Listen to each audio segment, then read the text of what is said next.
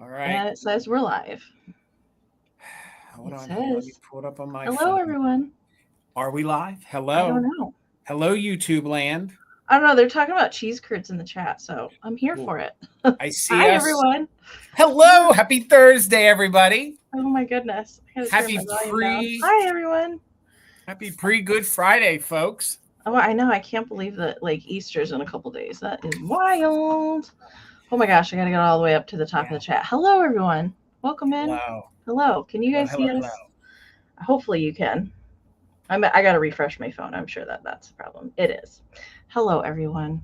Happy Thursday. Jason, how has your week been?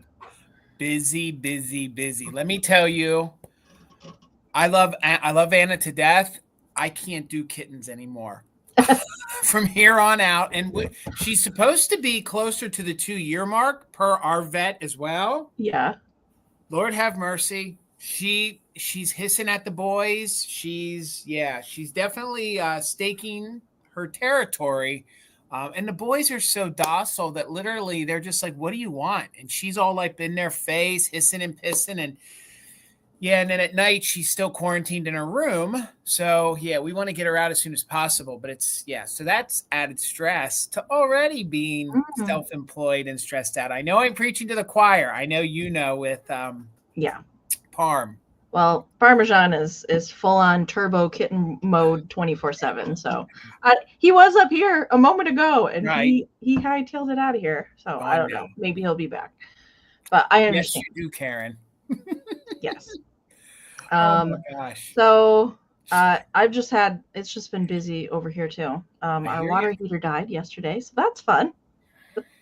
So no hot water yet.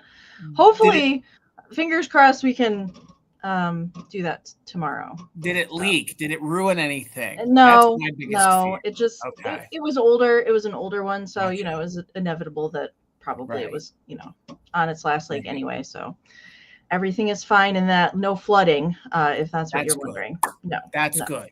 Thank God for that. But we just don't have hot water. Hopefully tomorrow it'll be. You'll have to do what the pioneers did, Amy. You'll have to boil it. Get a pot and boil some. No, Well, I'm fresh out of basin, so I can't bathe like the Little House on the Prairie. I can't do that. So I hear we'll figure it out. I'm sure it'll be all good tomorrow. So it's just been an eventful 24 hours. That's I hear you. Yeah. You never need one more thing. That's the problem. Is that when you're? I mean, these days everybody's busy, and then just one extra thing is not what anybody needs. No, not what anybody needs. Nope, just one more thing to do during the week. Yeah. All right, let's say hello to the friends. Then we will briefly go over the sale. Most of you are familiar. I did have something in addition that I want to touch on with that tonight. And then we'll talk about next week because it's going to look a little different for next week. Okay. First person in the chat at 7:00 on the dot is Mr. William. Willie's in the house. How are you, sir? Next is Shannon. Hi, Shannon. Shannon. Hi, Shannon. Good to see you tonight. Karen G is in the house. Hello, Auntie Karen. Good to see you. So Karen is going to be our bid ender this evening. So thank you, Karen. Thank you. There is Gavin. I can do it. My hands are healed. I'm a snapping full. You don't have a slice on your. No, I'm good. Good. Thank goodness. So if y'all aren't subscribed to this man, you're missing out. It's the one, the only Grady Grupo Vintage Recordings here on YouTube. Same name over on Instagram. He plays music. It's on vinyl. It's on a turntable. He drops all kinds of knowledge. He is as interactive as you can be on these platforms. Truth be told. So please subscribe. It is the one, the only Gavin Gillette, the other half of our bid ender tonight. So please show those Gillette some support because they show all of us a ton of support in all of the communities here on YouTube and Instagram. So trust me, you won't be sorry. It's a fun channel. And boy, are they really up in the ante, man. I don't even think I could do some of the promos that they do and adding the things and the cap art or whatever they use. That they're using like Cap It, which is CapCut, yes. Yeah, CapCut. I mean, y'all got to follow him because it's some really fun stuff. And if you love music and vintage, it's a great channel. Tracy's here with us. Hey, Hi, Tracy. Tracy. Good to see you. Kim has joined us. Hi, Kim. Hi, Kim. Kim's going to be helping out in the chat this evening. Thanks so much, Kim. I'm going down. There's Mama Pam. Hello, Mama.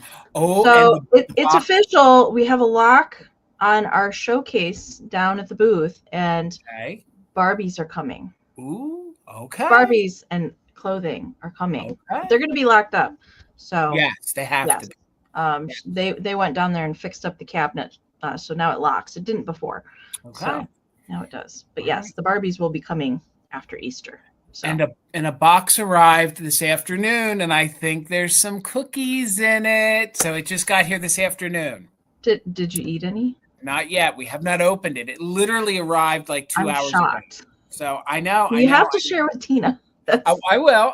But they'll be good with coffee in the morning. Oh yeah, that's the perfect time. Very good. Absolutely. Thank you, Pam, and thank you, Amy. You're welcome. Sharon Spencer is here. Hey, Sharon. Hello, Sharon. And Janine is with us tonight. Hi, Janine.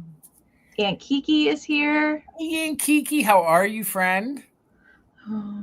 Cindy Lou is here with us tonight. And yes, Jason, I have heard many times she has thrifted some treasures. Yes. All right. Just checking, Amy. Melanie is here. Hey, Melanie. Hello, Melanie. Dusty Moose. Dusty, I hope you had a good birthday last weekend.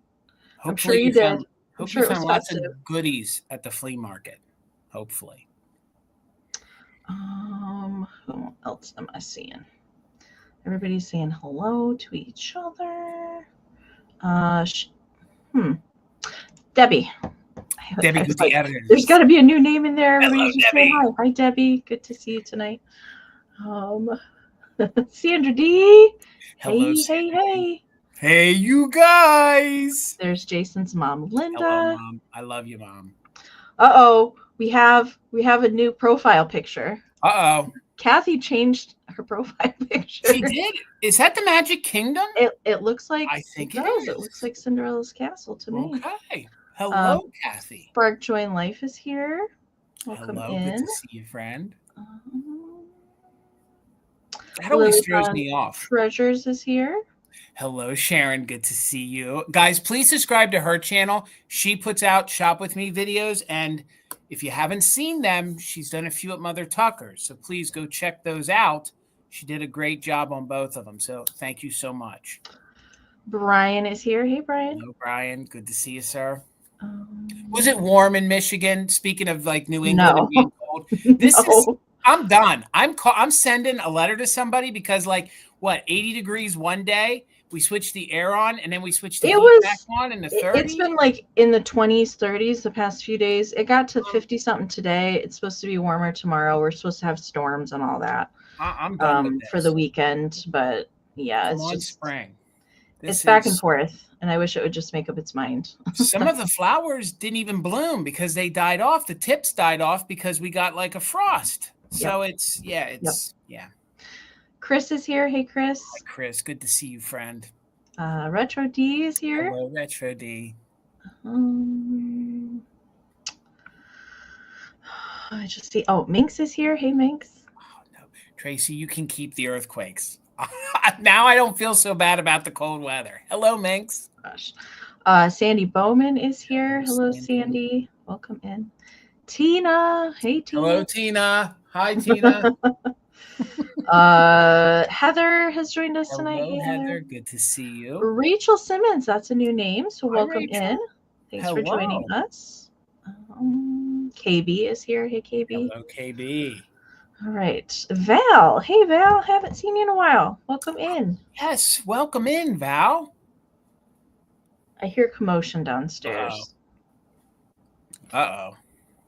I don't know if that is the cat and the dog or what's going on, but I hear something's going on down there. Not that I can go look or anything, but yeah. Celeste has joined us tonight. Hey, Hello, Celeste. Celeste. How are you? Honey Bunny Finds. Oh, I love that name. I love that name. Miriam. Hey. Hi, Miriam. We haven't seen you since the pop-up, Miriam. Nope. A couple times over on Vamp in the chat, but how are you? Well, besides, Right. It just seems like yesterday was the pop-up. It does. It seems like it was that long ago. But then in some aspects, it feels like it was like a lifetime ago almost too. Right. Yep. Nikki Moss. Hey, Nikki. Welcome in. Nikki. Tina is here. The other Tina. Yes. Tracy. Hey, Tracy. Lady. Good to see you tonight too. See you. Welcome in. I'm trying to go quickly. You are. You got this, Amy. I always feel like I'm going to skip over somebody. Ginger is here. Hey, Ginger. Hello, Ginger. I think I'm caught up. I think I'm down to the bottom of the chat. I think I got everybody. So I think you did too. Welcome. Thank you guys so much for joining us, as always. All right. So before. Do you need to go check on that? No, Parmesan's just at the door. He found his meow finally. Right. Yeah. So you can just push the door. He thinks he can't get in here, but he can. I know. Okay.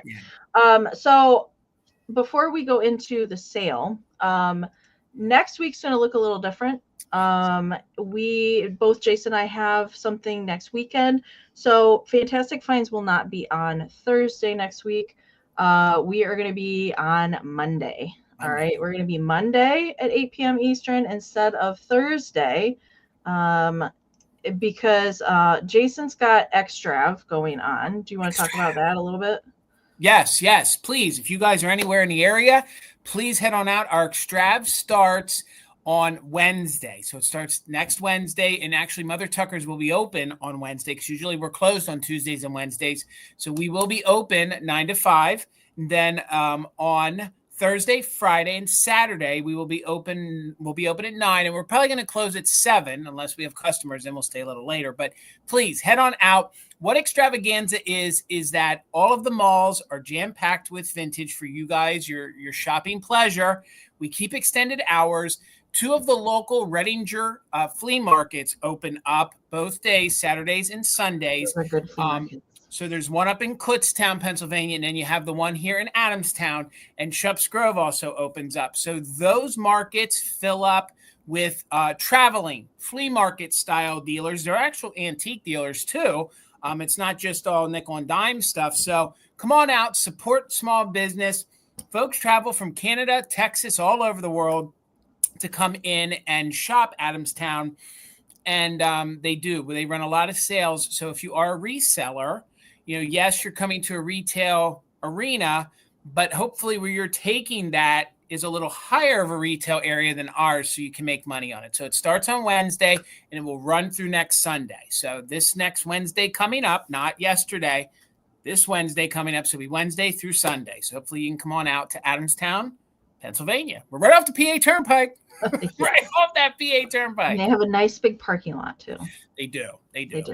Lots of good food. I was sad that I missed Extrav last year. I came a little too early, but flea markets were open. So they were. That was a plus of visiting in April. So besides Jason having that going on, I'm also going to be traveling to Southern Indiana next weekend, Friday and Saturday. So that's why we just decided to move it. Jason's got a lot to do for the store, so we just decided to flip our sale. So Monday at 8 p.m. Eastern next week, no sale on Thursday. Okay, so that's just kind of the change. And I did put the StreamYard, or the broadcast is already up there. So if you want to go and set a reminder on that one so you don't miss out because of the change, it's already up there. I did that this afternoon. Okay. All right, so we're just going to briefly go over how the sale is going to work tonight. We do have a few new faces in our chat tonight, so welcome in. Of course, if anybody has questions as we go along, don't hesitate to ask them down in the chat. We do have a lot of regular and familiar folks down there that can help out and answer questions if we cannot ourselves. So first, you want to make sure you're in the best version of the chat. So check and make sure you're in live chat, all messages, and not in top chat. If you, for some reason, get into top chat, it's going to filter out some of the comments for you. And then you just want to toggle back to live chat so you can see the whole chat. And we do recommend, if you plan to bid on anything tonight, that you do so on a mobile device. So a phone or a tablet are going to be a little bit faster options versus a computer for you. You can watch I know a lot of people stream to their TVs, but you just want to have a chat up. on the side. I don't know. I can't get the chat. Maybe I just need to like update my app or something on my TV, but I can never see the chat on the TV. I always have to look at it on my phone. All right. So like I said, with the lag tonight, there's always going to be a lag based on what you're seeing versus what we see, unfortunately, because it's got to filter through YouTube. So we cannot make that go away completely. You can exit out of YouTube to refresh. We do recommend you refresh as often as possible. The faster way to refresh that we have found, if you tap the upper screen on your mobile devices, you can find a gear wheel icon, hit the playback speed to 2 times. And if you are lagging behind, we're going to sound funny until you're caught up live to us again. We do recommend, especially right before you put in a bid for anything, do that gear wheel icon refresh. If you're watching on the computer, it's the same settings. It's just in the lower right-hand corner on the screen. So Jason and I do have 16 rounds of goodies to bring you guys tonight. And we will be doing all offer up. So we will give you a starting price. I will pin it up here on the screen. And if you're interested in bidding on the item, all you have to do is type your bids down into the chat. And I will try my best to highlight them as they come into StreamYard. And because of the lag, they might come in a little faster for you until we see them on our end. So I will highlight the bids as they come in. And we will give you any kind of information that we know about the item, any kind of maker or eras, maybe something, how you can style it in your home, or know any kind of issues that it might have. So if it has any repairs or chips or paint scratches, that sort of thing, we do our best to show everything to you live while we're here on the screen, so you can make an informed decision if you want to bid on that item. We will do a 20-second countdown to account. Wow, 2 weeks in a row. You got this.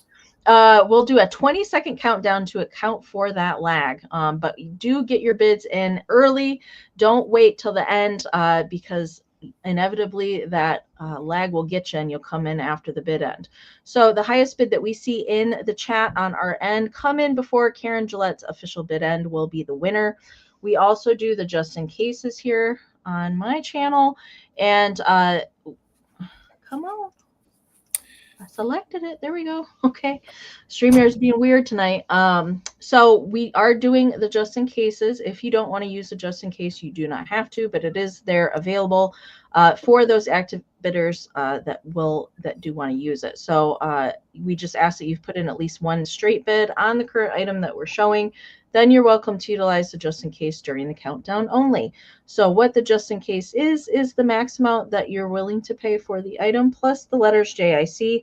You type that into the chat during the countdown. And if your just in case bid is the highest before the bid end, we'll bid you up $1 over the next highest amount. But do keep in mind that multiple just in cases that come in before the bid end will turn into regular bids. Okay. And this is very important, especially if you're a brand new buyer to either Jason or I. I will show our emails on the screen here in a moment. But if you win an item, or maybe it's been a while since you have shopped with us, it's always good to send an email just so it's much easier to find. But if you're a brand new buyer, we do need an email sent to us with the following information: your YouTube screen name, your real name if it's different from your screen name, your full shipping address, and an email that we can send your PayPal invoice to. Jason and I only do our invoicing in PayPal, but if you don't have a PayPal account, that's okay. You can still shop with us. Just send us an email with all that same information and let us know that you want to check out as a guest. When we send our invoices out, we can send you a direct link to that invoice, and you can check out with any debit, credit, Venmo, Apple Pay, or PayPal. Okay. And do keep in mind, once we send those invoices out, payment is due within 24 to 48 hours of receiving that invoice. And the other point I wanted to touch on, I had 2 people last week that sent me an address with their information to ship to. And then in PayPal, that address did not match. And here is the deal with that. The address that's in PayPal is going to be the address that we print out and put on the label. And that is also the address that PayPal covers. They will not cover anything else if it's not verified in PayPal. And then your tracking for that item is also not going to be accurate. So if the package gets lost, the tracking is not going to be accurate. If the package gets lost, PayPal and the post office are not going to cover that.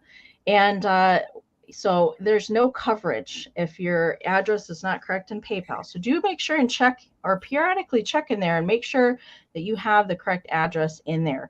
It's just going to make things so much easier to make sure that your goodies get to you. Okay.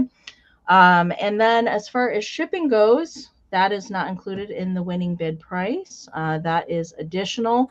We do both use Pirate Ship to get the discounted shipping rates versus the retail at the post office. So you guys pay the same thing we do. With that discount, we just pass it right on to you guys. And it is calculated from your zip code. That is another reason why we need your full shipping address, the weight and the size of your package. We do offer shipping to anywhere in the U.S., Canada, and Australia. And I'll let Jason talk about that last point. Yep. And before I touch on that, Amy, there was a question, and I'm sure we can talk about it in a moment, about the invoicing for Monday's sale. So that was further up in the chat. Yes. So if you purchase from me tonight, or anytime you purchase from me, I offer free pickup at Mother Tucker's. I own a brick and mortar. I just talked about that. I'm in Ephrata, right next to Adamstown. I'm part of Antiques Capital USA. So if you purchase something and you're coming into the area, or you live locally and you don't want to pay shipping, please email us and we will figure that out. We will just bill you. We'll invoice you for the item. Once it's paid, then we'll communicate in the emails, not here in the chat. We don't want to gum it up with that kind of business. Then we will communicate on when you want to pick it up at the shop, and we will make sure it's there for you when you want to come and get it. Okay, so as far as this sale this week, it's a normal week. I'm going to be doing my invoicing tomorrow. So you'll see an email from me when yours goes out on Friday at some point. And that will be just for this week. Monday will be separate. Okay. And I do ship out of Michigan. And Jason, I'll let him talk about his shipping. I ship, like I said, I ship out of Pennsylvania. If you purchased from me on my Instagram sale on Tuesday, then you have an open box tonight. And if I can combine that safely for you, I will. All of my invoicing for this week's sales, Monday will be next week. Just to pause from, I'm not too sure when I'll do invoicing. If it works for folks that I do it closer to Saturday again, that's fine. Our turnover for Mother Tucker's, we like to ship on Mondays. That works for us. So if it waits till that weekend and then it's paid and it goes out the next Monday, that's okay. If you need it sooner, you'll have to let me know. All right. I'll talk about invoicing more for that sale on Monday night. Yeah. I was going to do the same thing because I'm not entirely sure with next week either. Yeah. But for this one, invoices will roll out on Saturday like they normally do, afternoon, early evening. And yeah, and we ask you to pay them in 24 to 48 hours. And like I said, it works for us if we get everything out on Monday because we get gummed up with the booths and all that stuff. So that's it for me, Miss Amy. Okay. All right. So I guess we're ready to rock and roll and get the sale going. So I'll get the screen set up here, and Jason always has me go first, so I'm just trying to decide what I want to start with. Okay, I'm going to start with some salt and pepper shakers. I do have a couple different pair this evening, but we're going to start with these. So since we are done with Easter stuff, we're moving into kind of like general spring or summery kind of things. I do have a lot of kind of flower kind of related things tonight. So I have, this is a set of salt and pepper shakers, not a very easy to find one, I will say. And it's a little ladybug on top of a flower. Now, a lot of people get confused with these sets, and typically you will just find the bug because a lot of people don't know that this flower actually is the mate to this, and it just sits right on the top, and there's actually a little divot on the middle of the flower here for the ladybug to sit in. There are a couple different variations of these in different colorways. It's mostly the little hat that the ladybug has on and the flower at the base that will be a different color. But this one, it's made by Acme Japan, is the maker.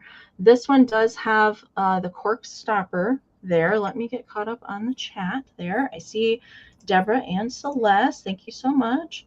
And this one, the flower does not have the cork anymore. Unfortunately, the cork has been missing, but you can find replacement corks on Amazon. I have found that too, or you can also find those plastic kind as well for replacements. Now, condition-wise, there's crazing, overall crazing on both of them. There are no flea bites on the ladybug, all right? And there is one, I'm feeling it, it's a tiny little flea bite right on that petal. I can feel it, although I'm definitely not going to get that to focus, all right? But there is crazing on both the flower and the ladybug. And ladybug has 5 holes on the top, and the little flower has 3. So I'm not sure which is which for these. Sometimes it's easier to tell with bigger shakers, but I think probably the salt would be in the ladybug and the pepper for the bigger holes on the flower. But he's just supposed to sit up there like he's king of the flower mountain. And don't these come in different colorways? They do. Yep. You can get all of them. I have seen a yellow top and a blue top for the flowers and the little ladybug hat. But just super cute. Love them. The ladybug measures 3 by 2 and no, 2.5 by 2.5 on the ladybug. The flower is 3 by 2. Okay. So just crazing and a tiny little flea bite on one of the flower petals there. Let's do a countdown and see how bad the lag is today. I'm sure it's bad. It was pretty bad on Tuesday during Ariana's sale. I know that. All right. Celeste has got the high bid right now at 18. MJ just popped in there. Hey, MJ, with a 19. So we're looking for 20 or more, and I'm going to count it down. 20, 19, 18, 17, 16, 15, 14, 13, 12, 11, 10, 9, 8, 7, 6, 5, 4, 3, 2, 1, bid it. And Willie's got a doggone good memory. Yes, William, there is a set of these at Mother Tucker's, and it is in Sandra D's case. Man, you got a good memory, my friend. Yeah. That's crazy that you remember that. Same colorway and all. All right, there's Karen's bid end. So Deborah had a just in case of 22. Celeste had a just in case of 26. So Celeste, they are yours for 23. Thank you so much. All right, Amy, my first round is going to be choice, and it's going to be $12 choice, all right? And Tina found these the other week. These are pretty iconic little kitsch figurines. Let me turn him a little bit. They made a couple different animals, and they will be choice. So I have a little monkey friend, and I have a little kitty cat friend for you to choose from. I love the way the monkey has his hands up here. So let me show them to you one at a time. So they are $12 choice. They are both made in Japan. They are those typical dime store figurines, and I always called them planters. They're like a little single stem flower bud vase. What I think is fun with these is that if you have a little plastic fantastic flower, you could put it in there. Years ago, I had one of the dogs, and I put in one of the little cocktail umbrellas. I thought it was super cute. So your first one at $12 that you could choose is going to be Monkey Friend. Look at how he has his hands here holding his chin. Super cute. And then he's actually using his back legs to hold his little umbrella holder, maybe the little vase that's in his hand. So you can see they are sugared. They have the little rosette flowers on them, and there's no damage to those flowers whatsoever. He measures 2.5 inches tall by 3 inches wide. So again, I think these are really good to collect. They're really fun, and they are sugared, and they're very clean. Sometimes these can get super dusty and kind of, have like an odd color to them. So if you guys are into collecting kitty cats, we have the little kitty cat one. She has her little vase or umbrella or flower holder, whatever you want it to be. She has her 3 little rosettes. There's no chips to them whatsoever. Again, these are both made in Japan with the red Japan, if it wants to focus. Yep, there we go. It says Japan on the bottom. And she measures 3 inches tall by 2.5 inches wide. So I know there's folks out here that collect the sugared kitsch. There's folks out there that collect the kitsch that has the green eyes. So these would fit the bill with both of them, and I think they're super cute. They might even make great Mother's Day gifts. They might just look good in with your kitty cat collection. And I don't find a lot of monkeys. You know, I don't normally pick up. I don't see the sugared monkeys like that. No, not so. Actually, not I've never personally found one. Everybody else that I've ever seen one has found them, but I have not. I think this is the first monkey that I've ever had in this series. I know I've had the cat before, and I personally had the dog years ago and then sold him. So these are $12 choice. You can see that it is marked Japan. These are ceramic, but they hinge more on the porcelain side of ceramic. And again, if you guys are into kitschy things, this is a little harder to find, these sugared ones. You know, you don't find them all that often. And these are super clean. I actually think these were probably never really displayed, or if they were displayed, they were probably in a curio cabinet. And again, there's no chips to them, and there's these cute little pink flowers. I think the faces are super adorable. I mean, look I at love those the eyelashes when they paint them like that. Super adorable. And again, that one is 3 inches tall, and the monkey is just a little bit smaller, and the monkey's coming in at 2.5 inches tall. So we'll sit them to the side, and we'll bring them back for the recap. Over to you, Amy. All right. Okay, I do have a choice round for my next round as well.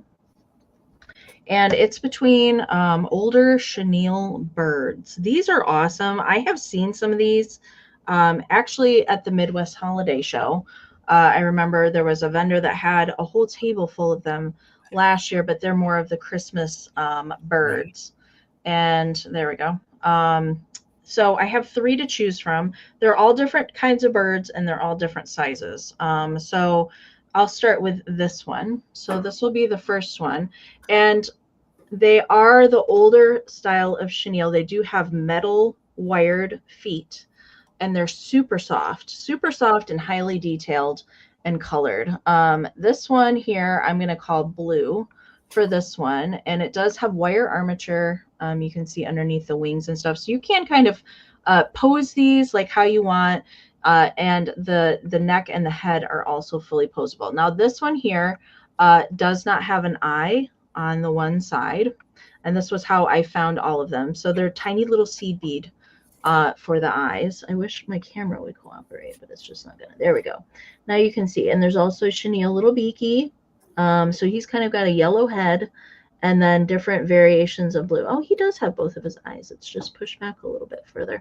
And this one does have a little loop in it where you could turn him into an ornament. I don't believe the other two do. You can also bend the legs to kind of go around something. So blue guy, he is 4 inches. Okay. And number 2, I don't ever see these. I've only seen them a couple times. Number 2, I'm going to call striped. All right, and this one here. Now this one is the one that was missing the eyeball on the one side. It has like the under, like the little under, I don't know what to call that, underneath there. And he does have a seed bead on the other side. I'll show you. There is this eye, and he's got this long stripy tail that can be longer because it's all wired there, and there's more armature underneath this one. Also metal feet. And this one I'm calling striped. So he is kind of a light minty green for the body, a pink head, dark blue on the head, and then dark blue stripes on the tail. So that's the size that we're talking about for this one. This one's 5 inches lengthwise at the tail. And then the last one I'm calling red. All right. This one also a different style of bird.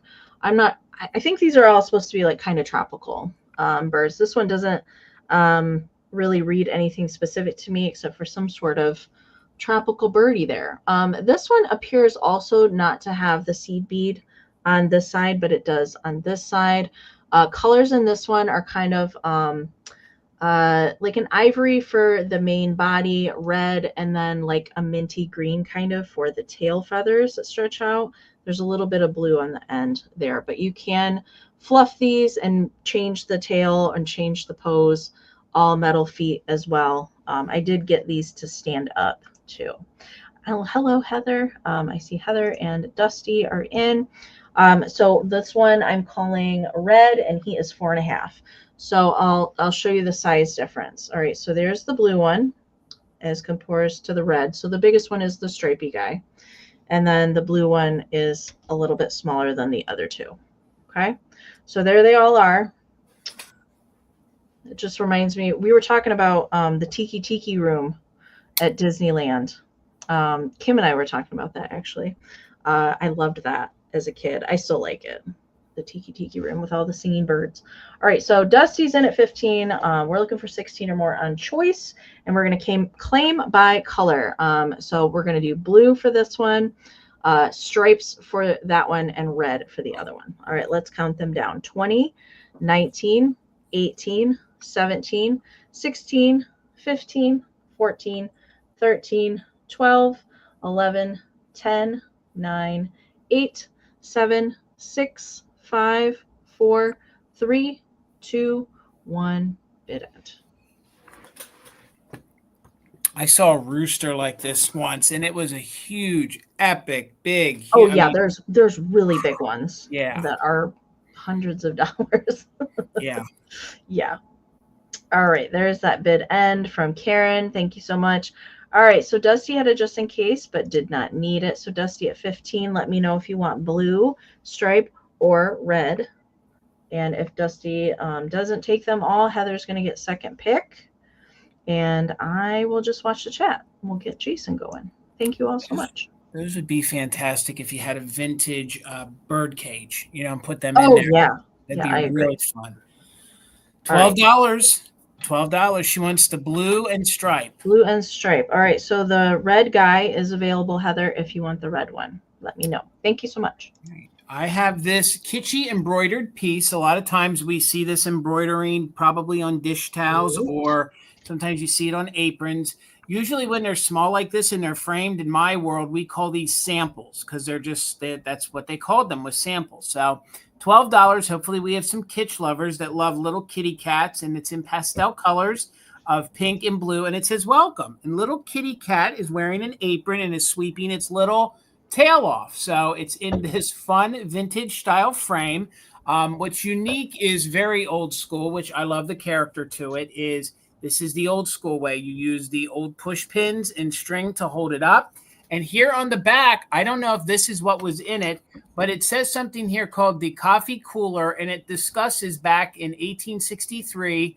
It was a march on Gettysburg, and it gives you a whole bunch of information. So I don't know if at one time in this frame there was something, Gettysburg and Civil War, related, but that's still on there. So the frame itself measures 8 by 9.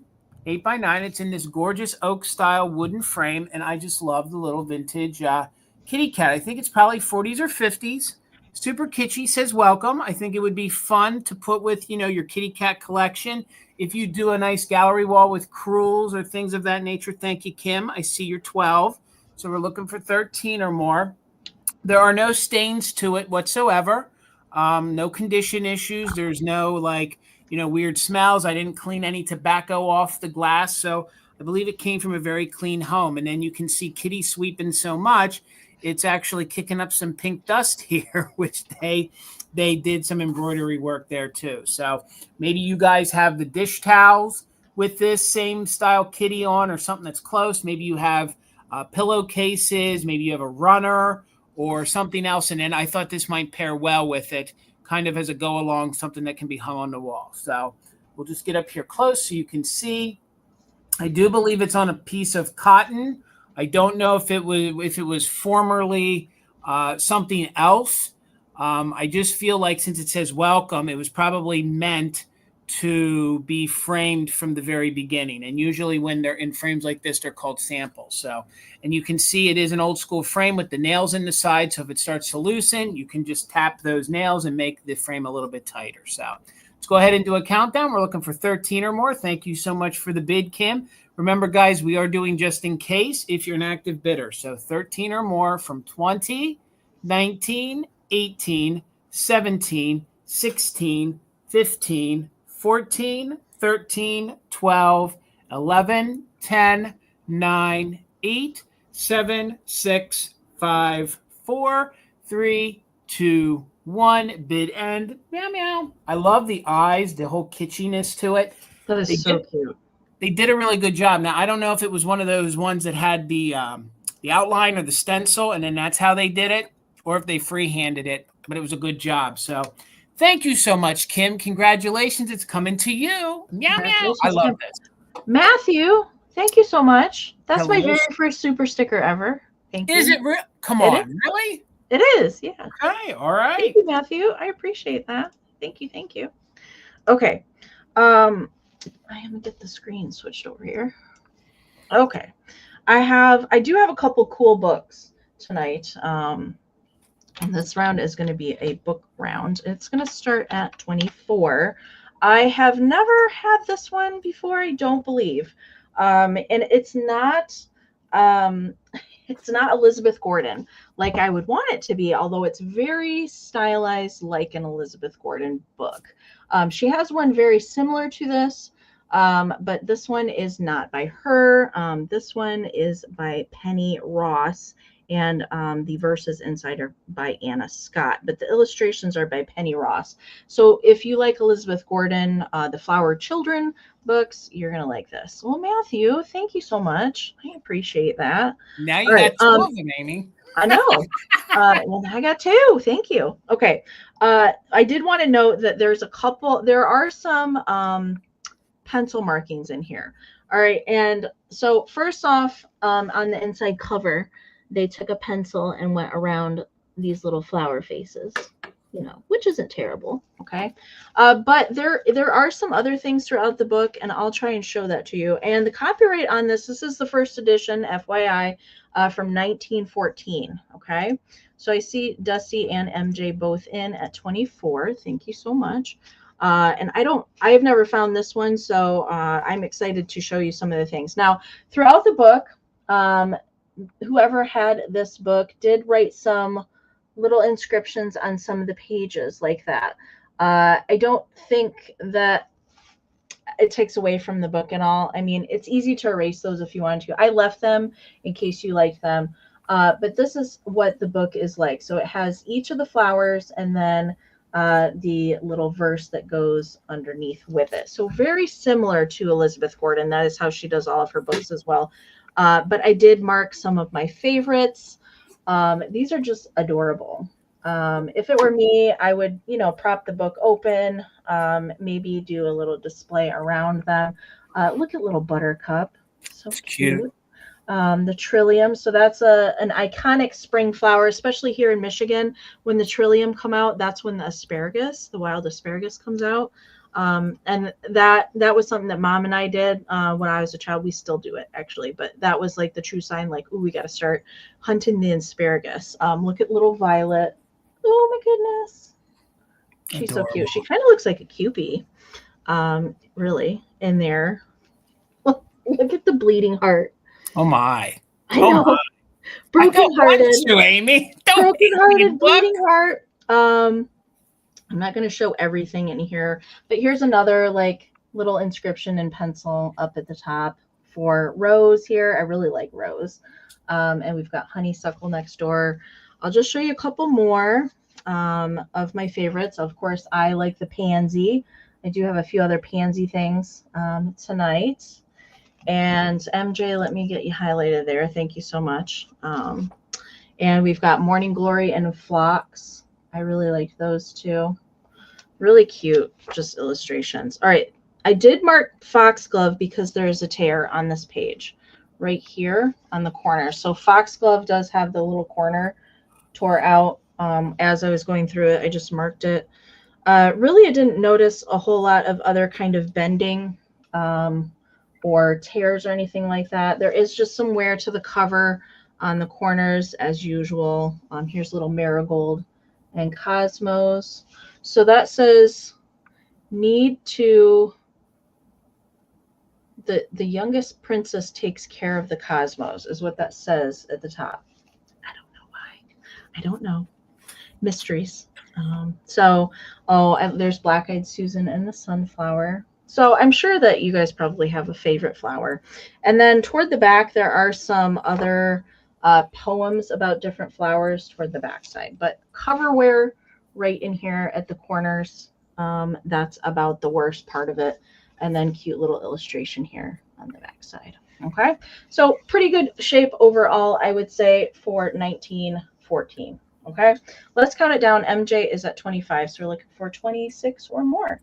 20, 19, 18, 17, 16, 15, 14, 13, 12, 11, 10, 9, 8, 7, 6, 5, 4, 3, 2, 1. Bid end. There is a daisy in here, Karen. I thought I marked it. Maybe I forgot. I'll find it. I'll show it on my next round. All right. Dusty, I see you're just in case.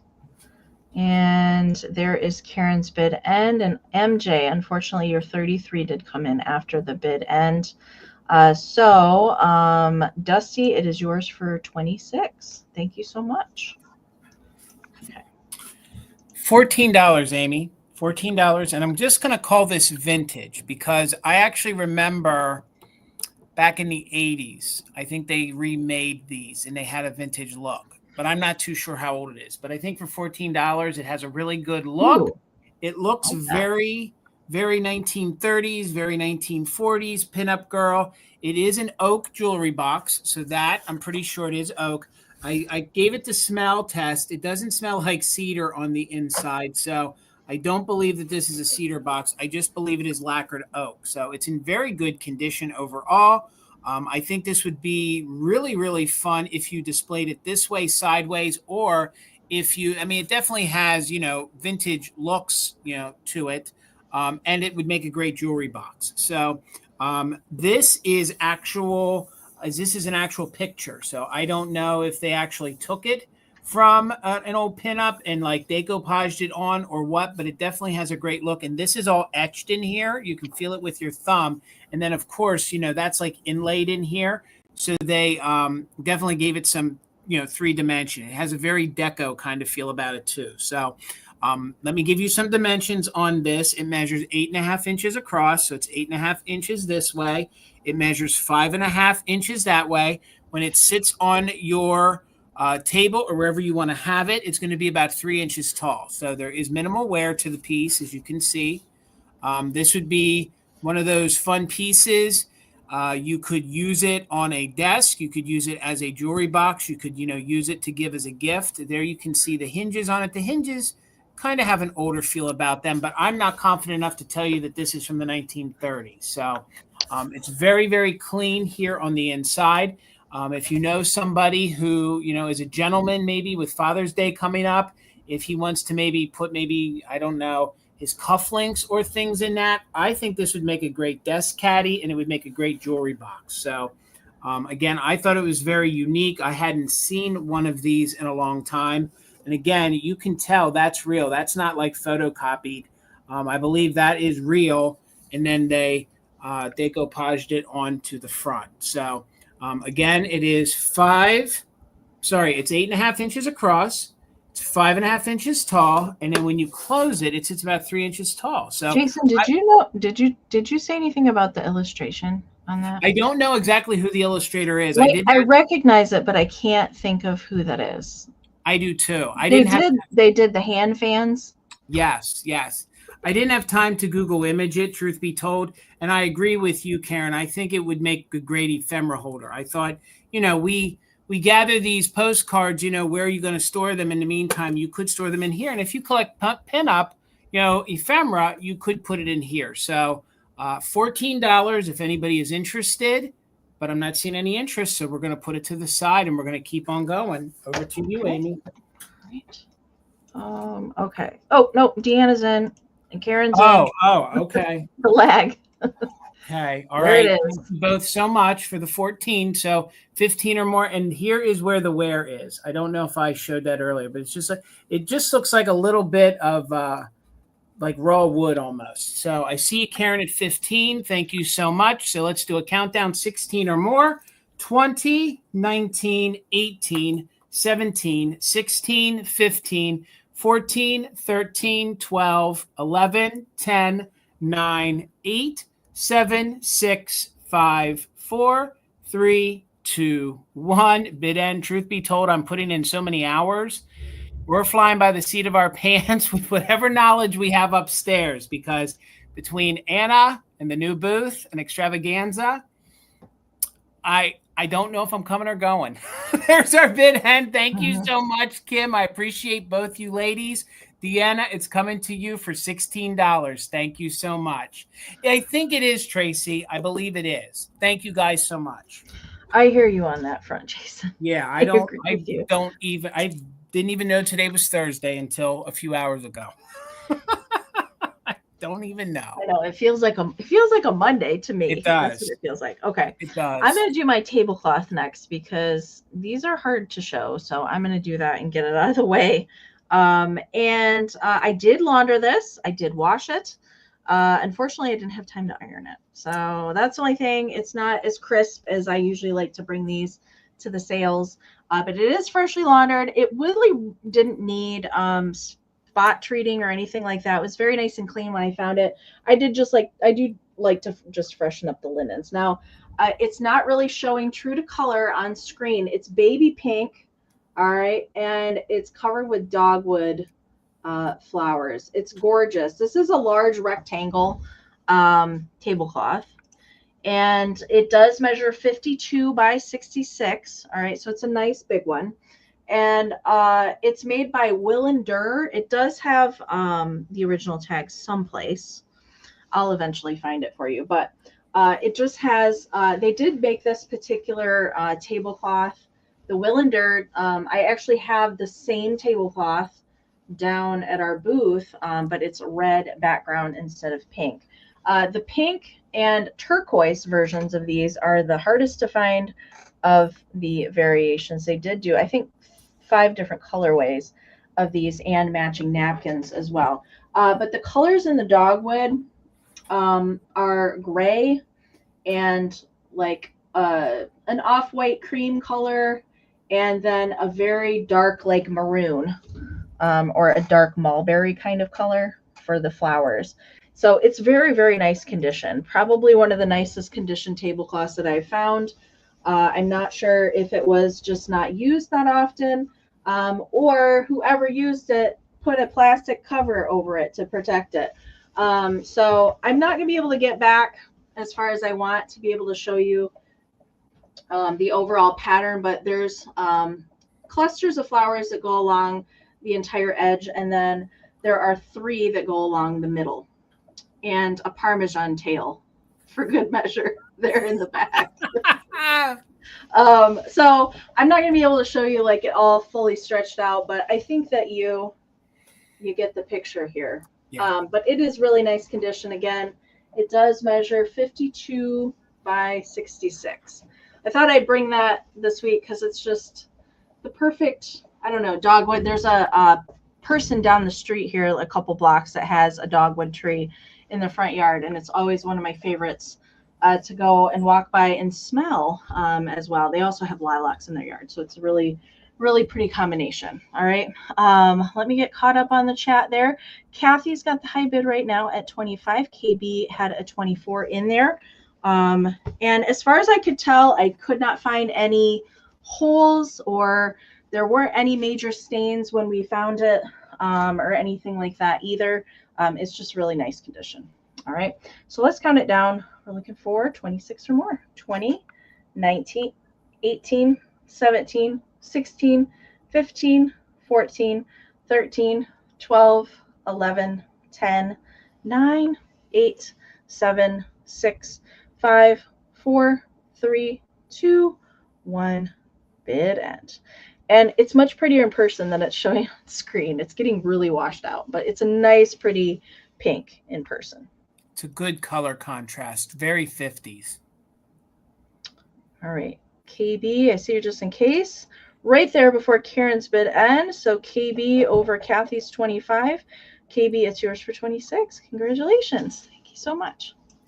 All right, Amy, $15. And I want to say hello to my friend Paul, who just jumped into the chat. 717 storage unit liquidations. Hello, Paul. How are you? He used to be a dealer in at Mother Tucker's, and he sells over He sells over on Whatnot. So, Paul, put your screen name in there so folks can follow you over on Whatnot. So, $15. I'm not even going to hold it on my board. I'm just going to show this to you. Folks are either going to be for it or against it, but this is a vintage vinyl. It's a Scotty or a Terrier, and it is an autographed dog. Oh my God, so cute. It has been used. So folks have autographed it. But due to what the original tag says, it says it is washable. So I believe if you didn't like the autographs on it, you could quite possibly clean them off, okay, even though they did use ink. But I actually love the autographs, and I do believe that this little autograph here, you can see he even has his little original tag. I believe he's probably from the 1950s. So he is reading true to color. He is this gorgeous yellow. He is like a yellow and butter yellow. I love the eyes on him. I love the fact that he still has his original bow or collar on there, and there's no splitting. So this is vinyl. And a lot of times they do split. So what's also fun about this is to go around and read some of the names on it. So I will read some of the names on. Actually, even at one point, I think somebody heads off to the Marine Corps. I was trying to figure out what autographs were on this. I believe this is probably a senior dog. I mean, not like he's old like a senior dog. I believe it's like a senior in high school who probably took this to school and had some folks sign it. So $15 if anyone's interested. I think it's really fun and different. I actually love the autographs on it, but it measures about 8 inches this way, 8 inches from the side, and from the bottom of his foot to his ear, he's about 9 inches tall. Okay. So he's really, really fun. That's original to it, the way the eyes are. The only discoloration that I could find was back here, and I think that's in manufacturing of it. So some folks thought they were cheeky. They actually signed him back here on his hindquarters, which is very typical of a high school student. And it says, "Lots of happiness, Helen forever, Kenny Mann." So, like, there's a signature right there. I thought that was really fun. And even the font, even the printing they did is old school. I'm trying to find the one that I think that said "Best Wishes, United States." Where was that? Here, it's Private Bob Sherman, or I think it's Private Bob Sherman, and it's U.S. Marine Corps A. And I know that's a little older. Maybe Tina can correct me, but it's United States Marine Corps America, or would it be Air Force? I'm not too sure, but let's get in so you can see that there. And hopefully you guys can't hear Tina yelling at Anna, because my little Nix Nooksy kitty is chasing my boy cats. So that's fun. So, and then it says "Good luck" here. Let me just get in so you guys can see some of the autographs. And I'm confident enough that with it being so faint, if you took a magic eraser, I bet you could clean all of that off and it would not hurt the vinyl. But I think it's really fun. I think it's different. If you guys collect plush, Scotties, or Terriers, I think it's going to look great in that collection. And it's something to talk about. So, and even look at the little mouth on him and the face. And somebody even signed the front there. And then I'm trying to see in my light what else. I was hoping there'd be something really telling. But again, I have to tell you that I think it's probably a high school, or maybe it was the graduating year of college, but it's definitely 1950. So, Karen, I see you're 15. Thank you so much. We're looking for 16 or more. Again, there's no wear to it. Any discoloration you see are the autographs on it. And it is one of these vinyl, and it is stuffed with plush. It's probably that kind of stuffing that Amy talks about when she's, refurbished. Looks like hamster bedding. Yeah, so it's not sawdust and it's not anything like that. So let's count it down. 16 or more, super cute, definitely one of a kind with the autographs. 20, 19, 18, 17, 16, 15, 14, 13, 12, 11, 10, 9, 8, 7, 6, 5, 4, 3, 2, 1. Bid end. Darn it. Anna is so tiny and she's such a sweet cat. She's lunging at the boys for no reason at all. Like, the boys aren't even doing anything. I think she's just trying to show that she's an alpha and she's going to be the one in charge. So thank you so much, Kim. Karen, congratulations. He's yours for 15. Thank you for the bid. That's so cute. I love that. I used to run across the autographed dogs every once in a while. I haven't seen one in a very long time. Like I said, I think it's interesting. like what we can find in different parts of the country versus other parts, what we come across, you know, things, and other people can't find the stuff at all. So it's very interesting to me. Okay. I have not had one of these ladies. I think I found them like around my birthday last year. I found a couple of these, and I don't think I've come across any since then. And I have one of the NAPCO Flower of the Month girls with her flower umbrella. Now, I have seen them without the umbrella. I have come across some without the umbrella, but I haven't come across any with the umbrella. And I don't think that I have ever seen this one in person before. This one is June, the flower for June, which is the rose. And I'm going to set her on my board. And I really like the coloring on this one. It's got kind of a darker, like really dark turquoise for the bottom petals and all the leaves. And then this is kind of like a purpley pink for her little top of her dress. And then she does have the applied rose. I'm going to put my hand here so that the umbrella doesn't fall out. But she does have a little applied rose on the top of her hat and the top of her umbrella. And the umbrella does come out, and let me take it out real quick so we can look at that a little closer here. And the base of this is metal. Sometimes these umbrella things can go missing and usually are replaced with a toothpick or something like that. But that is the original wiring. It's just coated white wire. And there's the top of the umbrella. No, not really any, there's just a little bit of paint scratching. Not really any kind of damage, I can tell you, except for crazing on her. So usually with these, if I can get them out of the hand, they are packed separately from the figurine. And now we can get in and really look at the detailing. I'm not finding any kind of flea bites or anything on that rose or on the edging of the rose. No decapitation, no hand repair, just a little paint scratching. The darker green here is cold paint. It does have the NAPCO foil sticker and the numbering on the bottom from 1956. Like I said, this one is June, so they did do one of these for every month for the year, and the flower associated for that. And she just has like a little simple ponytail kind of going down the back. Her hair color, it's kind of like a dark gray, if I want to call it a color. It's not really brown. It's kind of like a darker gray for that. Hey, Terry, welcome in. All right, so she is with her umbrella in her hand. She is about 5 inches tall, and I'll just put that there. But when it's in her hand, it makes her about 5 inches tall, and then she's about 3 inches wide. So never do I see these with the umbrella. Never, ever. They're very. I have not found many that actually still have the little umbrella there, or it's not been repaired. Sometimes these can be a little broken as well. Not seeing any interest in her. Oh, Nikki Moss just popped in there. Thank you so much, Nikki. All right. So let's do that countdown for Nikki. We're looking for a 31 or more.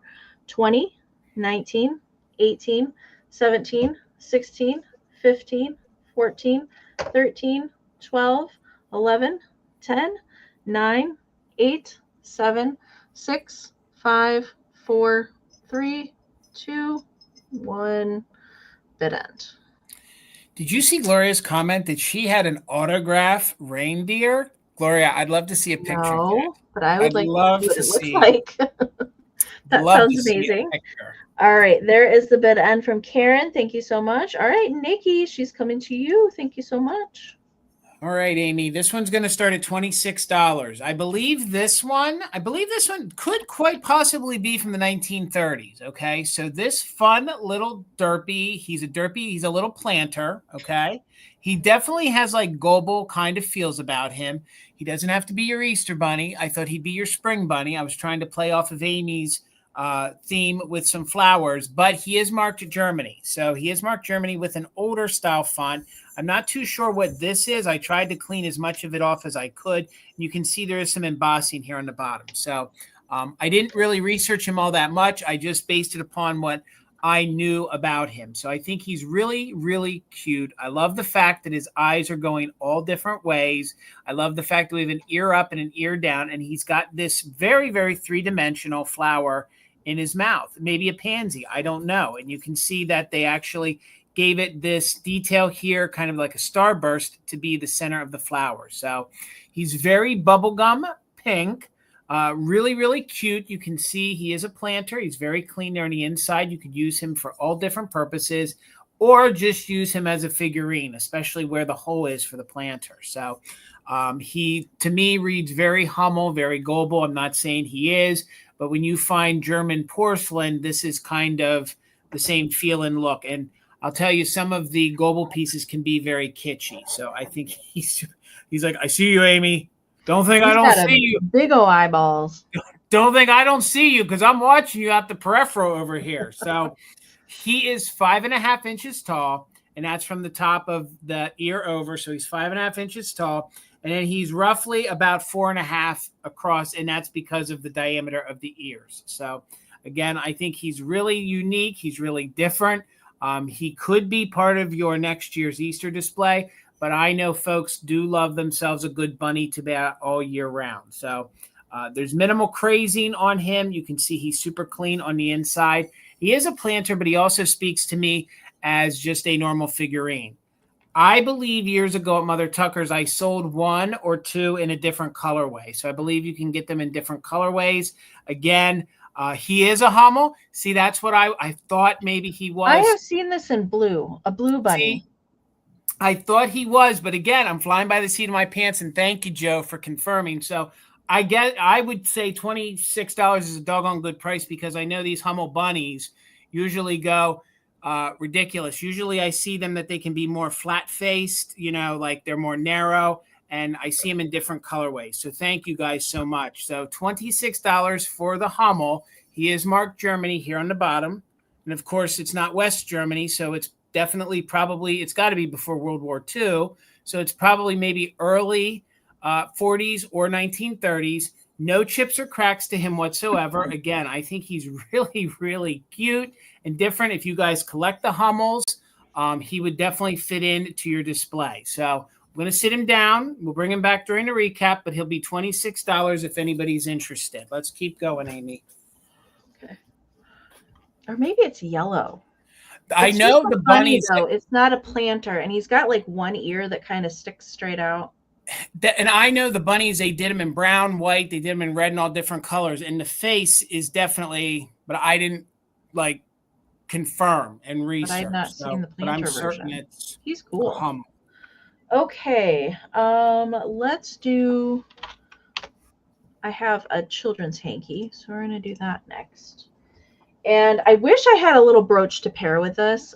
I did not. I am fresh out of flower brooches, or rhinestone brooches for that. I have Christmas brooches, and that doesn't quite go. But this is a really cute little children's hanky. I just wish that my camera would cooperate and focus. This was how I found it. It was packaged in cellophane, folded this way. So I did keep it. I've actually had another hanky with this little girl that has kind of this white embroidery outline on her. I've had another hanky in this very similar style, but it's not this one. And it's like a magenta pink. It's bright, bright pink. It's looking a little bit more red on screen, but she's got a little wheelbarrow that is full of flowers, and somebody like ironed it and put it in the packaging, but I'll go ahead and open it up so that you can see it. It is nice condition on there. All right. And it just kind of has that circle image on one corner, and then little tiny flowers and a scalloped edge that goes all the way around. But I like how they folded it. I don't know. I just think that's cute. Like hanging over the edge of a shelf, I thought would be really cute. That way, that's why I didn't re-iron it, because somebody, it actually feels a little starched as well, with some of that spray starch on there. So somebody really wanted to take care of or make sure that this was nice and pressed there. I didn't measure it undone here. It looks like standard fare here as far as size wise. Sometimes there's oversized ones.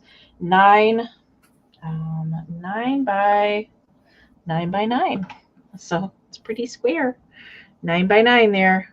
All right. So more important than laundry. Thank you, Terry. That means a lot. Thank you. We appreciate that. All right. I'm not seeing interest in that. We'll go ahead and get Jason started. All right, Amy, we're going to do a choice round. It's going to be $22 choice, okay? I think it was 2 weeks ago, I sold a puzzle box, and these came with it. That puzzle box was early. These are a little bit later, but these are still old. So I am going to need a moment to show these to you guys, and we'll start them out and see if anyone's interested. So this one we're going to call Bunny. So this will be your first one, and this one was made in Western Germany, okay? So that's going to be your first choice. The boxes are split. Okay, that's the only major defect. This is going to be then your other choice, but we will go through them. I believe this is more maybe made in the US, not Germany, okay? Both boxes measure just about the same, and each block measures 1 1/4 inches. So all of the blocks are accounted for. All the blocks are in good condition. So let's start with this one. $22. You're going to get the puzzle box. And remember, the cover is always one of the examples of the puzzle that you can put together. So we got ourselves a porcupine hanging out with our bunny, a very dapper bunny who has his umbrella. So you can see there's a little condition up in the corner, but you'll get that. Then here is the inside, all right, with the other examples, which I'm amazed these are here, just like the Victorian one. I was amazed they were here. These will be the other pictures that you can make from the puzzle. So let me show you here, all right, without tipping it out and looking a fool on a live. There you can see all of the blocks, okay? I flipped these blocks completely over. They're all in good condition. There's not any missing, just a little bit of wear because that is paper that is attached to vintage wooden blocks. So I do believe this one is probably from the late 1940s. So $22, this is your first one, and here are what you're going to get little depictions of. So the first one I showed you that'll be one of them, okay? So this will be the other one. And heck, these are fun to frame as well. So for your 22, you're getting the puzzle blocks, and you're getting those that are fun to frame. There is a little bit of wear to these. You're getting this one, which is kind of a spin on Snow White. Okay, it's not the Disney Snow White, it's the other Snow White. So I figured $22, if you're a reseller, these can sell upwards of 80 to 100. So then I believe this is like Hansel and Gretel. Maybe it's Hansel and Gretel. I think that's what it is. Or is that, I don't know. Yeah, with the candy house, yeah. But they're all nursery rhyme themed. This might even be a nursery rhyme theme. Maybe I'm missing something. Maybe that's oh God, the bunny right now. Lord have mercy, my brain. So with the hedgehog though, yes, that's what's throwing me off. Well, I don't know. I thought it was a porcupine. Is that a porcupine or a hedgehog? It looks like a hedgehog to me, especially with German. I think it's a hedgehog. Right. And then this one here, I think, is their version of Cinderella. So that would be their version of Cinderella. Yeah. And then I think this is Goldilocks. So we got a little Goldilocks going on here. So this one here is going to be all of your nursery rhymes.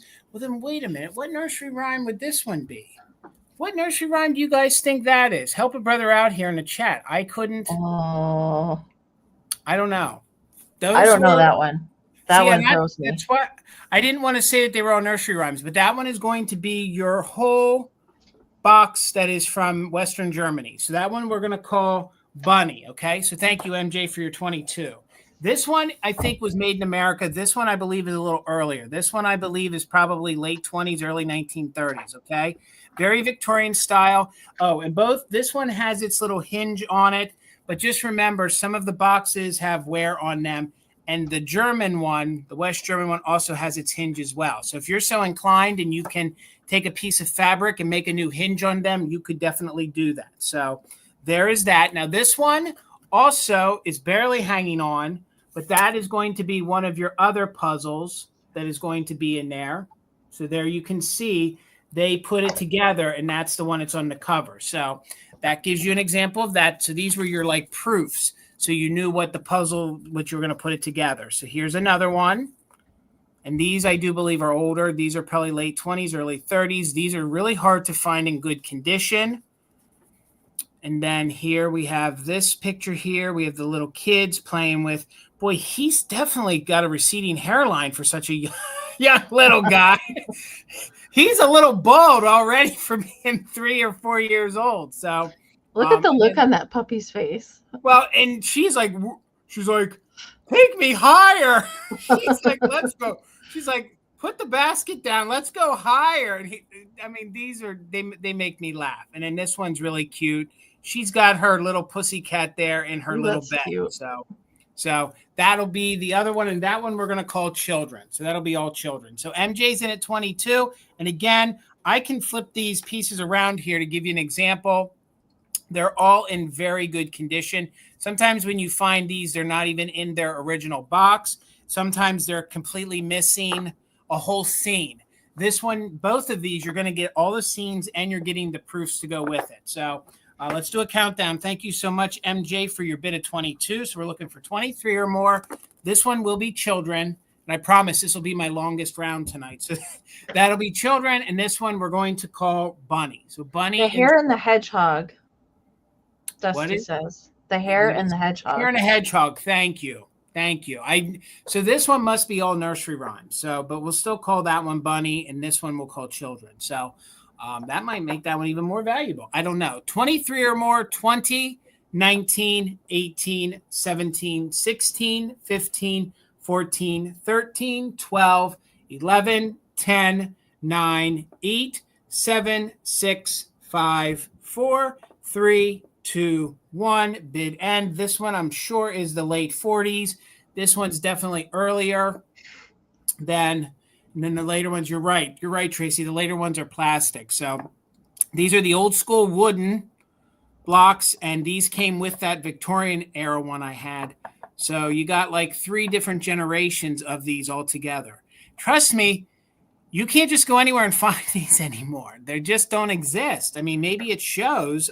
There's our bid end. There it is. MJ, sorry, you didn't need it. You were the winner at 22. So MJ, congratulations. Thank you so much. Did you want Bunny or children? Bunny or children? And of course, you can take both. And I'll watch the chat. And if you just take both. All right, MJ. Thank you so much. Congratulations. Yeah. Good. I never found any in the boxes like that. I had a plastic version some years ago. Honestly, in the plastic cases, but never. That's the first time I ever could afford them to buy to resale. So someone didn't know they were there. Or they're missing the little, the little Yeah. sheets that you look at to put it together. Okay, this will be my highest start for the sale tonight, and it's going to start at 40. And I just don't see these. So this one actually came all the way from Iowa. I think it was Iowa. Maybe it was Nebraska. I can't remember which one. I have not done this video yet. I'm not sure if that will be coming this weekend or the following weekend, but I do have a Lefton Bluebird, and this is the creamer. And just the darndest cutest thing. Perfect for spring. I always think of these for springtime is the little bluebirds. And 1950s, Phil. 1950s. And it does have the GOZ left in here on the bottom, and this one is numbered 290. There is another variation of the creamer that has a different number on the bottom, but this is the 290. Now, I will say when I found this, she did have a pretty gnarly chip on her bottom of her beak. All right. I have worked my paint magic on her. I have went ahead and touched her up. And she is sealed, so you don't have to worry about any of the paint coming off. But it was glaring white, and her beak is kind of like orangey and then like pops of pink on the inside. So I did go ahead and touch up that chip and seal it. Hopefully it's not very noticeable anymore, but it certainly was when I found it. So I thought I would rescue her because I just don't see these. I don't run across them very often. Usually the pieces that I do find, I do have another piece. Back there it's the planter. I do have one other piece of bluebird, but usually it's the shakers is the piece that I usually come across. Besides my touched up chip on the edge of the beak, she does have some crazing, pretty typical for these mid-century ceramic pieces. I love the applied flowers. She's just the happiest little birdie ever. Right here on the handle, there is a hole there. They put that in there so the little birdie wouldn't explode in the kiln. All right, so that is just to let some air escape when it was fired. On the inside in here, I don't know, you can see there's a couple little stained spots in here and a couple little stained craze lines in there. So that tells me that this likely was actually used as a creamer at one point in its life. And then we've got the little feetsies that are just painted down there at the bottom. And I don't know if we can get right up in there, and right in here was kind of where that chip was. So I have just kind of blended it in to make it a little less noticeable and much better for display. Measurement for the creamer is, well, I did measure it. I didn't write it down. It is 4 inches, 4 by 4. So pretty square there. All right, 4 by 4. So Wendy's in at 41. Thank you so much. Well, thank you. I appreciate that. I don't always touch up the ceramics, truth be told, but if I have, have the ability to paint match, so I mix my own paints to color match that as close as I can get it. All right. Caroline, I see you're 42. Thank you so much. So Tracy, Wendy, and Caroline, you're welcome to put in just in cases during the countdown. So let's count her down now. 20, 19, 18, 17, 16, 15, 14, 13, 12, 11, 10, 9, 8, 7, 6, 5, 4, 3, 2, 1, bid end. Another ceramic you just don't find anymore when you're out. Just don't see them. That's why I wanted to rescue her. Minx. I use the Testers paint, but that's what I have found. It's model paint, like for like model car kits, that you can put together. They do carry it at Hobby Lobby. They also carry it at Michael's.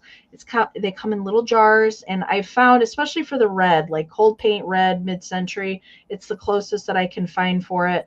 And that is what I use. And then a clear coat over top of that. All right. There is the bid end from Karen. Thank you so much. All right. So as it looks in StreamYard, Tracy, I am looking on both StreamYard and my phone. Your just in case did come in after the bid end. So we had Caroline at 42. We had Wendy at 55 just in case, and Caroline did put in a just in case of 59. So Caroline, it is yours for 56. Congratulations. Thank you so much.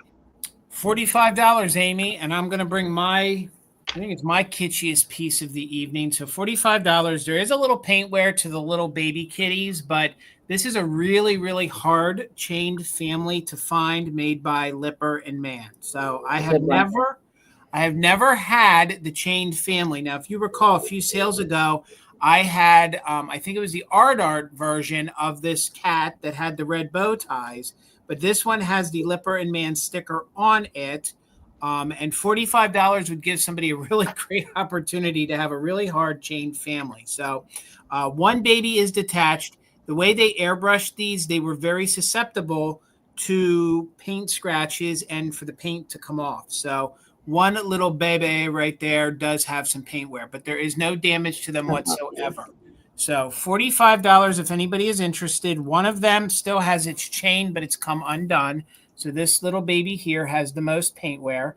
And if you're so inclined, you guys could touch it up. If you didn't like it, she's detached. You don't have to display her, but it's just nice to know that you have the full set. So each little baby measures just about 2.5 inches tall.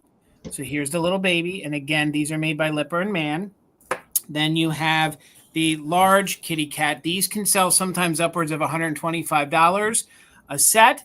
The large mommy cat here or daddy cat here is in superb condition. There we have the Lipper and Mann sticker on the bottom. Again, like Amy was saying, that little hole in the bottom, that's for when they fire the ceramics or the porcelain. And the large kitty cat, which is in very, very good condition, measures about 6 inches tall by about 5.5 inches wide. So again, this is more of a matte, so it's not bisque. It's more of a matte finish. Very, very good job the way that one is done. I'm going to slowly, because I got to hold the one baby, spin it around so you can see.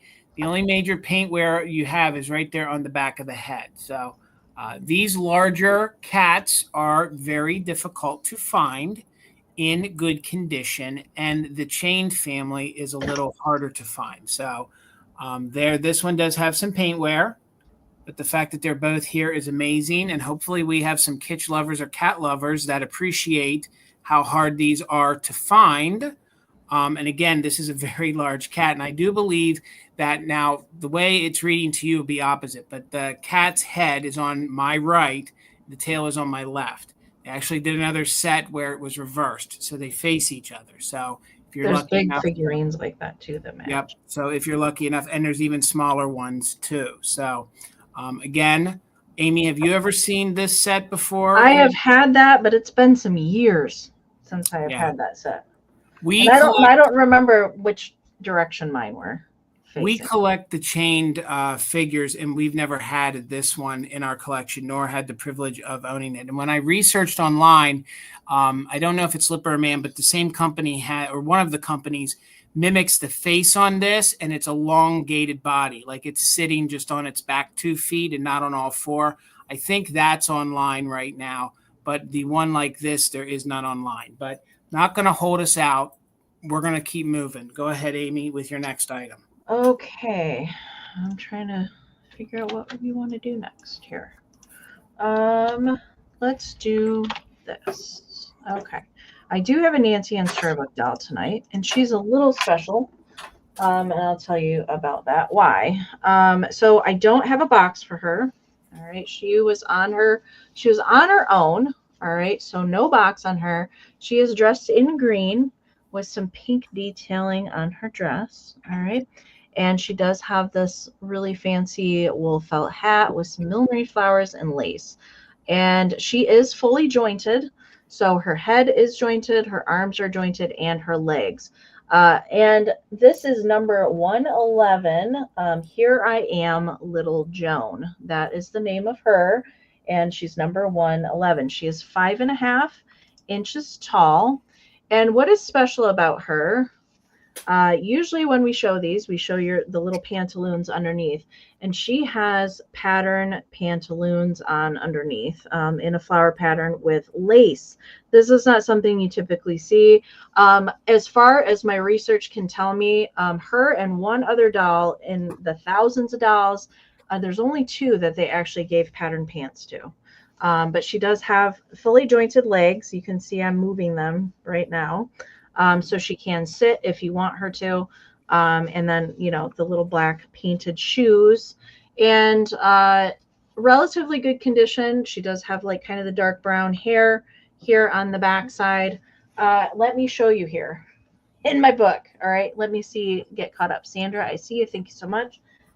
Here are some of the variations of Here I Am, Little Joan. These 2 pages here, except for the boys at the bottom. Jason actually had boys at the bottom. But this variation that I have is not even in here. It's not even in here. And I think that there's actually 4 other variations that are not in here that are pictured.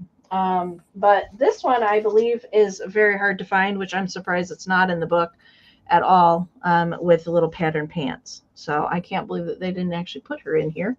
But I thought I'd bring her because she is kind of springy in her colorway. It's definitely like a spring green, I think, on her. And her little hat reminds me of a lily pad with the little flowers on the top. So Sandra, I see at 20. W is in at 18. So we're looking for 21 or more. I'm going to count her down. 20, 19, 18, 17, 16, 15, 14, 13, 12, 11, 10, 9, 8, 7, 6, 5, 4, 3, 2, 1, event. And I forgot to mention, community share tonight is part 2 of the boys from Countryside Antique Mall. I have more Easter goodies to show you from their collection tonight. All right, so there is the bid end from Karen. Thank you so much. All right, so Sandra had a just in case of 25. Miss Gutierrez had a just in case of 36. So Debbie, she is coming to you for 26. Thank you so much. All right, I'm trying to bring different things that you guys normally don't see. So we'll see how I'm doing. $20, Amy, if anyone's interested. 20. I can't tell you exactly who manufactured this, but I do know because I've sold these style boxes in my shop for other dealers. I do believe that this is early. I believe this is antique. So this is actually what I'm going to tell you here. I'll pull that down. This has either been turned into a sewing box or was meant to be a sewing box. So for your $20, you're going to get the box that's in very good shape with the Victorian style woman on, and you're going to get all of the things on the inside, which I will show you in a moment. So it is a like a rust color, and in some lights it looks like sort of an orange, like a copper almost style box. But the picture on the front almost reminds me of maybe a three-dimensional cameo, the way they did it. And then you can see where they actually have like some string going down through it, and it's this gorgeous polka dot box that goes all the way around. So $20, you're going to get the gorgeous, heavy, heavy cardboard box that has this. It sort of has like paper that's decoupaged on it, and you can tell that's very high quality here done. It's been there for a long time, so there is some wear to the box, but you also get the things on the inside. So the box measures, it is a square, so it's 7.5 by 7.5. When it sits on the side, it measures about 3¼ inches tall, but you're going to get everything that is on the inside. So let me pull this out as some things fall out. So not only are you going to get the old box, you can tell it's an older, heavy gauge box. Yeah. I do really believe the box is pre-1930s. I actually believe it's earlier than that. And you're going to get all the original items here on the inside. So you're going to get the old thread. You're going to get 2 of these. So all of this for $20. So you're going to get the brown. So these are even fun to decorate with if you're a crafter. If you are a sewer, you're going to get this here, which this was, this holds all these tiny little threads. I mean, I know in my store, a box of these sells for $5 or $10. So you have this advertising piece that you're getting along with it. That's a cool box too. So, and again, I showed you, you're getting 4 of these. You're getting this here, the Bondex, this men's fabrics. So that's advertising that's coming there on the inside. You're getting that as well. Then this here is actual new old stock. These look like they're fabric, little fabric buttons. So $20, you're getting all of this. Plus, you're going to get this whole bag of the little needle books. These needle books have been used.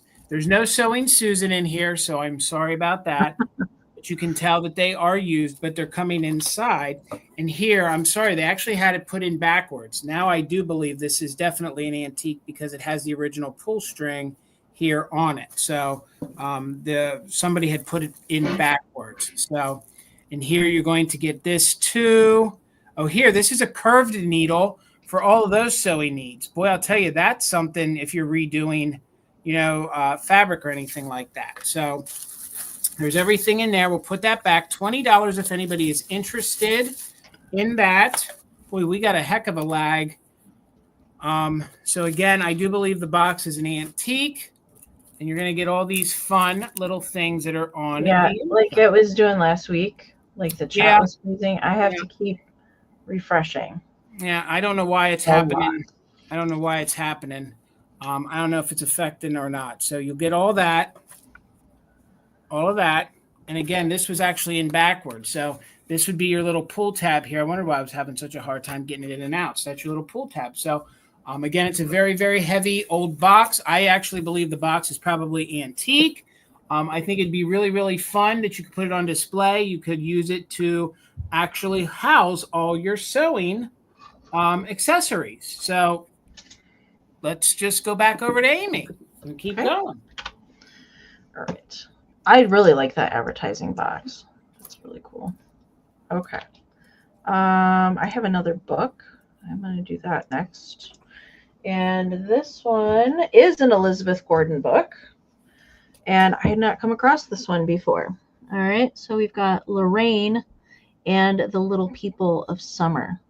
And I do like the cover art, and I had not ever come across this one before. It is from the original. The first edition was published in 1920. This is the 1936 edition, and it kind of has like a bright green and white kind of tulip kind of pattern going on it. Now it does have pixies in it, but I will say that some of the illustrations in here, a child has colored with crayons, although, well, they colored them well. Okay, so there's one right there inside the cover that was colored in. But here's an indication of some of the pixies that are inside of the book. And there we go, Elizabeth Gordon, and then illustrated by James McCracken here. So here's another one that was colored in with some crayons here. All right. And there you can see it is the edition from 1936. All right. And let me go through here and show you some of the other. So it's not just black and white illustrations that are in here. There's also some color plates that are in here as well. My camera, there we go. I really love that Fairy Queen. I did not read this, so I'm not sure what exactly is going on here, but I do really like the illustration style in here. And here's some of the black and white. You can see some of the little pixies. A whole band of little people began running up and down the rows of vegetables, sowing seeds, and singing. That's what that one says. We'll go through here. So it looks like the same characters kind of carry out through the whole book. Look at the pansies on the table. She's eating bread. All the zephyrs helped fan. That's what it says at the bottom of that one. I also like this one here. The dearest little person. I love the illustrations in here. It looks like Dusty's in at 16. Thank you so much. We are going to count it down, and I'll show you a few more as we count it down. I need pixies to plant my garden too. Minx, absolutely. Okay, so we're looking for 17 or more. I'm going to count it down. 20, 19, 18, 17, 16, 15, 14, 13, 12, 11, 10, 9, 8, 7, 6, 5, 4, 3, 2, 1. Bid end.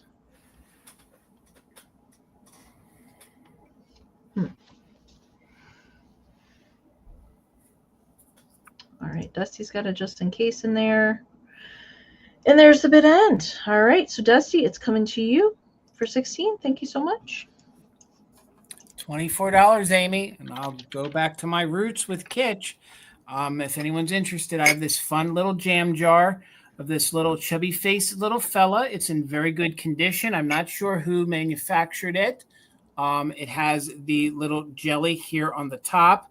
I do know that when I've sold these in the past, they didn't come with a spoon. You either supplied your own spoon, or I've never found him with an original spoon. So he's this fun little kid with this little derby hat. It does have these numbers on the bottom, but there's no other markings, and he's just really fun. He could be your little jam jar. He could just be a little catch-all. He could be just a figurine on your shelf. He measures about 4 3/4 inches tall. No chips or cracks, no breaks, just a little bit of crazing, and he's about 4 inches wide. I just think he's really, really fun. If you guys collect the Forest, if you collect Old Howard or Devar, I think this would definitely fit in with all of your kitschy condiment jars, and it's definitely probably 1950s to the best of my knowledge. So, and he's got this great big grin, and his cheeks are full of jam. I think that's why they're so flushed. I also love the fact that he's got freckles on his face. From the front, he kind of looks like a ginger, but he definitely has brown hair on the back. So if you got a fun little freckled face kid in the family, sometimes they usually don't like having freckles, but usually it's cute and enduring. So this little guy is going to make him feel okay because he's got freckles too. So Trina, thank you. See you for 24. Again, no chips or cracks, and he's got that typical little derby kind of crown hat that they wore back in the day. And again, I don't recall if I gave measurements. I think I did, but I'll do it again just for the heck of it. 4 3/4 inches, so just shy of 5 inches tall. And then he's definitely no more than 4 inches across. So no chips or cracks. He is made of ceramic and he is heavily glazed. These didn't have the attached spoon on the inside. They would have had a little spoon that you would have supplied. So here's what the inside looks like. I don't know that I would use these, but this one is glazed enough that if you wanted to use it to put something liquid in it, you could. But please know if you do, it could stain in the crazing. So we're looking for 25 or more. And again, he's really, really fun. I'm not sure who the manufacturer is, but there is a number on the bottom, and it is definitely ceramic. So let's count it down. 25 or more. 20, 19, 18, 17, 16, 15, 14, 13, 12, 11, 10, 9, 8, 7, 6, 5, 4, 3, 2, 1. Bid end. I know, Minx, they did. And I don't know why. And now you know that the latest craze was kids were they were actually taking and putting freckles on because it's in so much fashion. Like I remember my mom said her generation picked on kids for freckles. They did it in our generation, Amy, but nowadays it's cool to have freckles, so they're painting them on. So thank you so much. The winner is Trina. I think. Yep, Trina. Thank you so much. Congratulations. I have freckles on my arms. I don't really have any on my face. I have one on my eyebrow. Oh, I have them all over my arm. And I used to have them a lot as a kid on my face, and then I grew out of it. They faded out, yeah. Yeah. All right. My next round is going to be for the pair. So this isn't for choice. I kind of feel weird would be weird to sell a single bookend. So I'm doing them as the pair. And my board's not quite big enough here for these. It's not quite wide enough to make them sit flat, but I do have a pair of bookends here, and these are made by Nesco. And so you're going to get the pair of these. Now, I will say this is a mismatched set. They both would have a boy counterpart, but I did find them together like this. You can see that their little fences, their little fence posts that they're leaning against are a little bit different styled. But I did find them together. The boys were not around.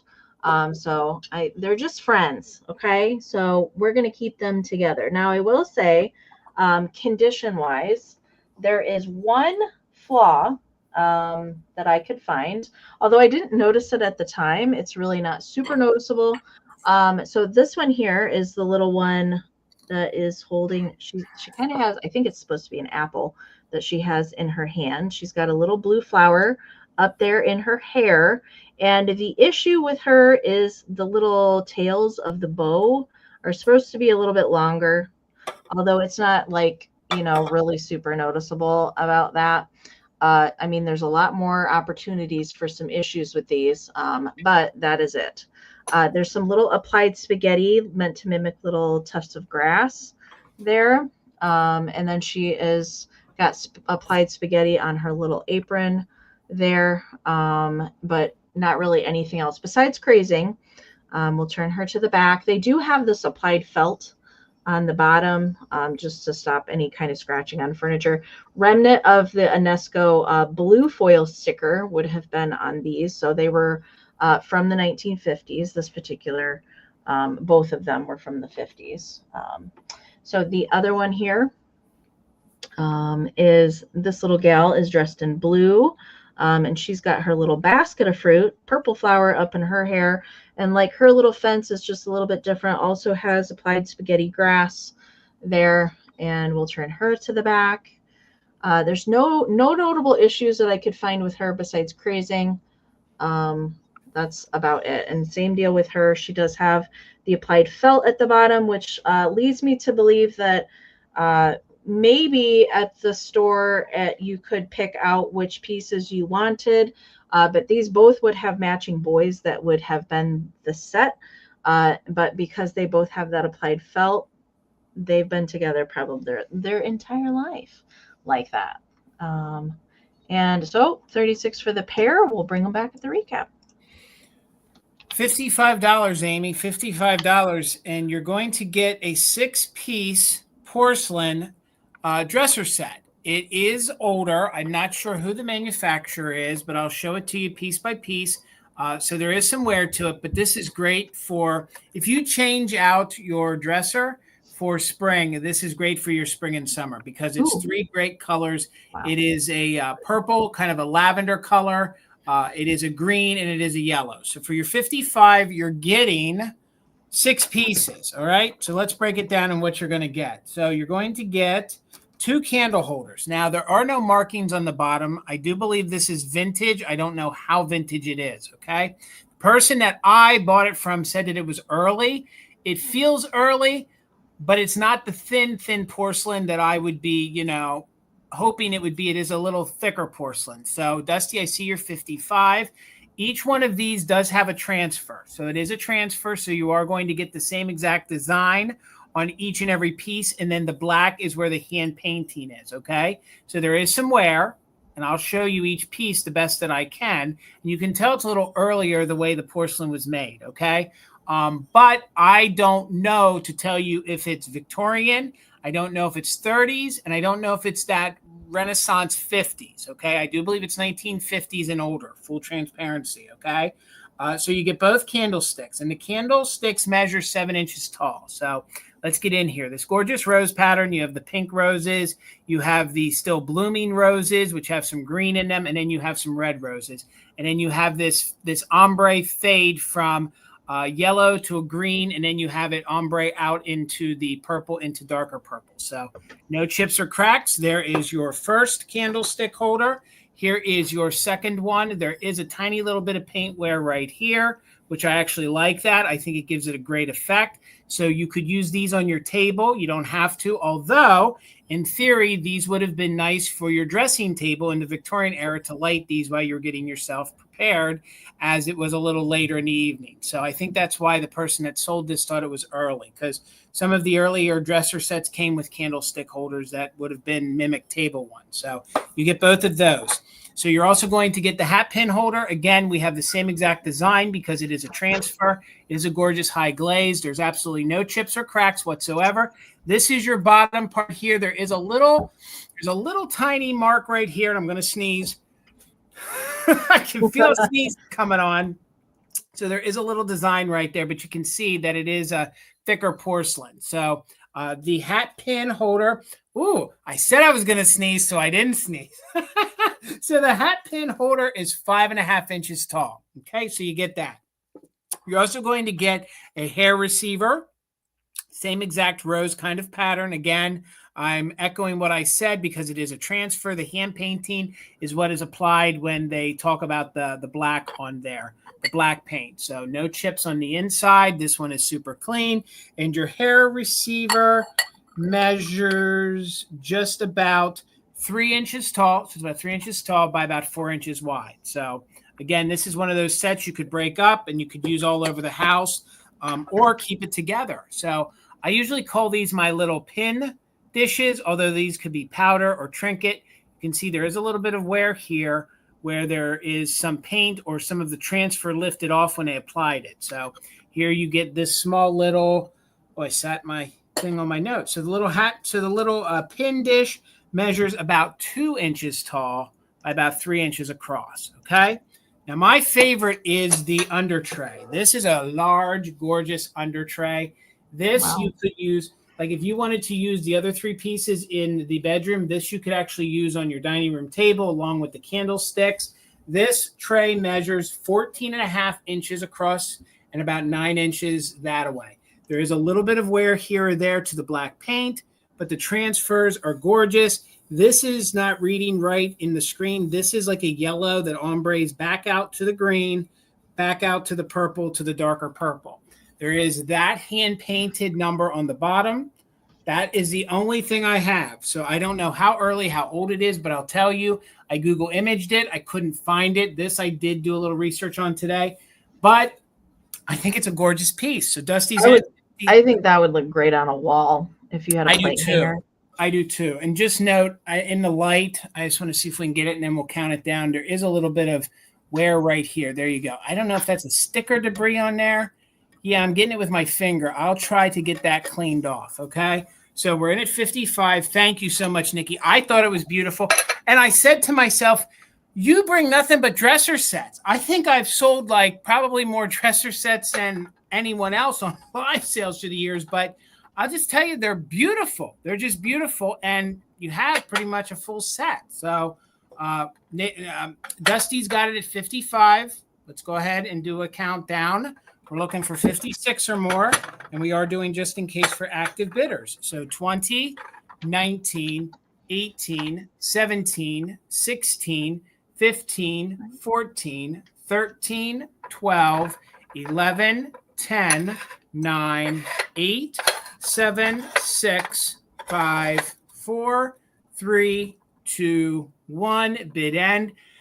It's very utilitarian. You can use it for its purposes, or you can break it up and use it, you know, in the dining room, in the kitchen, in the bedroom, you know, in your changing area, in the guest bedroom, whatever you want. There's the bid end. Thank you, Karen G. So Dusty Moose, thank you so much, friend. It's coming to you. Congratulations. Okay. All right. My next run's going to start at 18. When did I buy this? Recently. I just got this recently. I did pre-take the lid off. It's a little difficult to get the lid on and off. That's why I went ahead and got it ready to go so I can show you the inside already. So it's this large, and it is a black background tin, which I really enjoy, covered with pansies. I especially love these kind of flowers for spring and summer.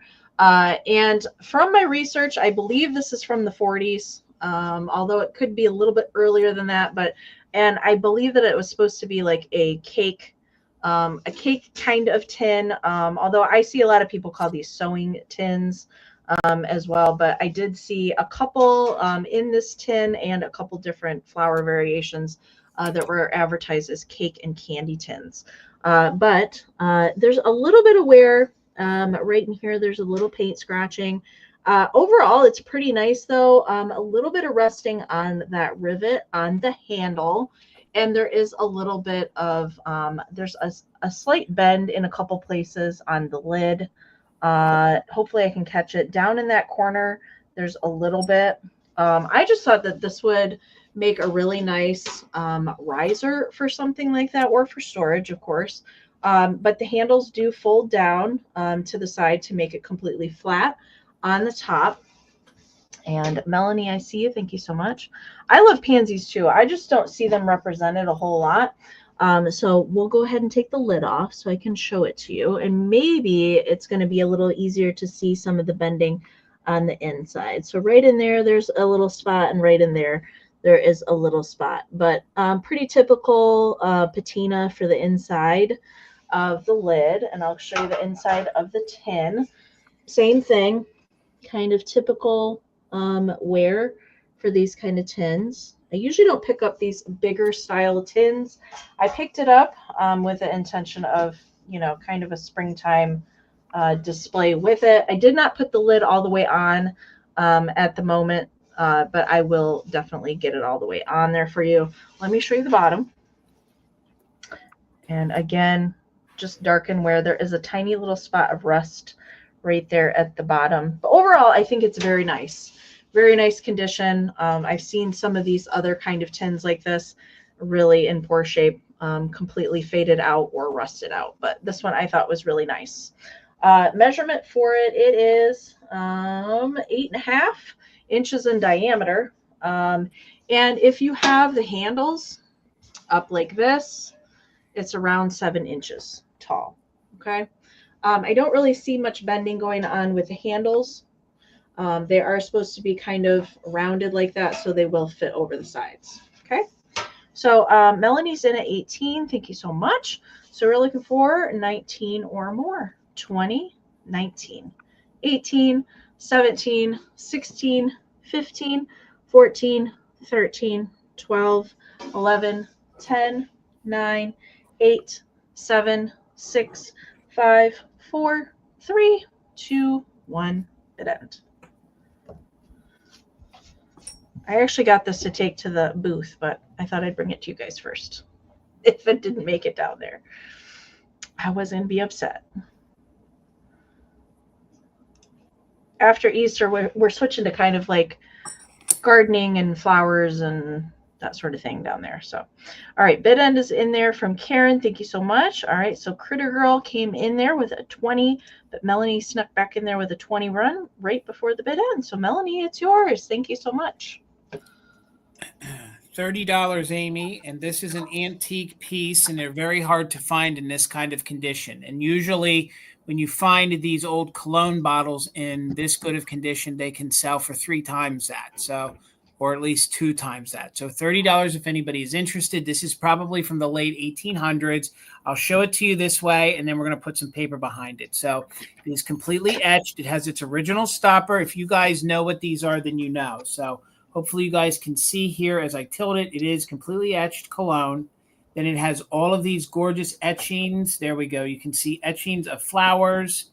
I'm not sure what is ferns, what is thistles, but it is very reminiscent of the Victorian era. And again, it is a cologne bottle with its original top, which you almost never find them with the original top.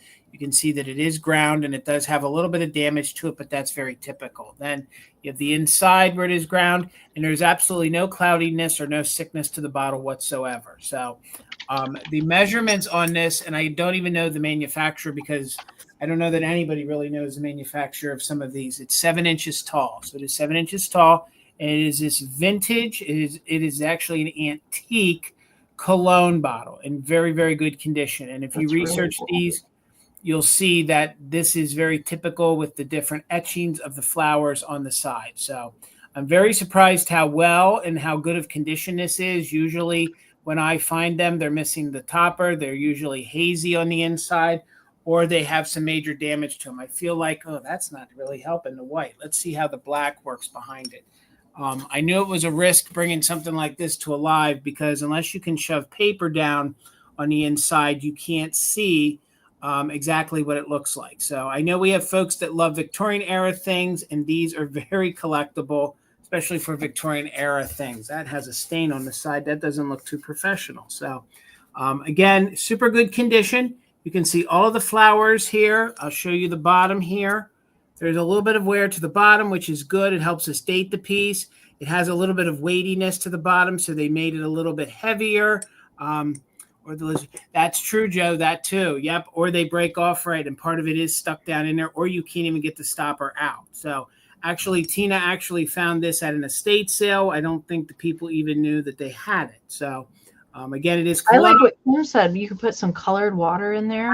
Absolutely. That's what back in the, I want to say the old days, but that's what people did to display these. They actually put colored water in there, and then you just kept it on display if you weren't going to use it. These are definitely fun to use in your bathroom. And again, these are super collectible. They go great with apothecary jars. They go great with, if you collect different advertising pieces, even if you want to do like a throwback, like vintage medicine cabinet or something, these would look great in there as well. So there's not much more I can say about it. I know that seems like a lot, but that's actually a very good price for one of these. So we'll keep it going. I'm not going to hold us up, Amy. Just keep going. Oh, and Amy, I will say that the Kewpie, no shade. If anybody was here for the Kewpie, I am going to bring it back at a later time, or you guys can email me and I'll offer it there. So I'm not going to waste anyone's time showing the Kewpie tonight. I'll substitute something else. So Dusty, we'll do that as a claim. It's yours, Dusty. Thank you so much. We'll just do a claim. Keep us moving, Amy. We're almost at 2 hours. So all right. Let's see. Maisie is barking. 24 for my next round. I thought I'd bring this one since I was doing kind of birds and flowers tonight. So I do have this is a planter. All right. And it is a robin. And he is made by Napco. They did do a whole series of birdie planters. I do know there's a cardinal, there's a blue jay. I'm trying to think of them all, but it is stamped Napco ware. It does have the foil sticker, and robin here on the bottom. Now, I will say that this does have a little bit of paint scratching going on with it. So it's not, this is like airbrushed cold paint. All right, so it's 100% cold paint on this one, and that's why these do tend to get some scratches. So there's no high glaze on there. The only thing that is fired on this particular is the little eyes are fired on. Everything else is airbrushed on there. And there is a little blue flower down here at the base, which I like. And I really like the little detailing that they put for the feathers and stuff. And it's bright yellow on the breast of the bird. And this is kind of like a grayish brown if I had to give it a color for the head. Then we go into some lighter browns and whites for accents here on the back. And there is the inside. I could not get down in there. So there is a little bit of dust and things on the inside of the planter all the way down there. I was trying to see, like, I can't really tell for certain if there was ever a plant in here. Sometimes I can tell if there's a calcification line or something like that. I can't really tell if there was one that was actually in there, but just a few paint scratches here and there. It's not terrible. There's like, that's kind of the worst spot, like right there on the back of the wing. But minimal wear on it. The cardinal that I usually come across more often than some of the other birds usually is the worst one for the paint scratching. It is a larger planter, so definitely it will take up some space because of that tail. So it does measure 8.5 inches long and 6 3/4 inches tall. So again, I would probably put some plastic or silk flowers there in the back for a display, but we'll go ahead and get Jason going here. Casey, I think you're talking about Amy's Left and Bluebird. Yes, she did sell that. Yes, I did. Yep, that was earlier in the sale. Yep. Yes. $18, Amy. $18, and we've collected salt and pepper shakers for a long time, and I have never seen this set. So I will actually show you what makes this set so fun. So they are larger. They are snooty pudas. They make great figurines separately. Excuse me, but for $18, these are actually kissing salt and pepper shakers. So the way the snouts are made, the snouts actually, let me see if I can get it to fit properly here. The snouts, they actually meet, and they actually are kissing poodles. So they're actually, oh my gosh, how cute. They're actually made for the snouts. The way they molded them, the snouts are supposed to intertwine with each other there, and they're actually a kissing set of poodles. So $18 again. I don't know the manufacturer of these. I actually love the fact that they actually hid the holes underneath the little berets. So they actually, like I said, could just be figurines. So they are older. They have the cork bottoms. They are pretty large. I love the eyes. You can see when he's kissing her, he's kind of like, just kind of looking off to the side with his fun little bow tie. And they both measure just about 4 inches tall by about 2.5 inches wide. So he is completely white in the center. He has the great 1950s details. You're right, Casey. I was just saying it, 1950s poodles, if that's what you're into.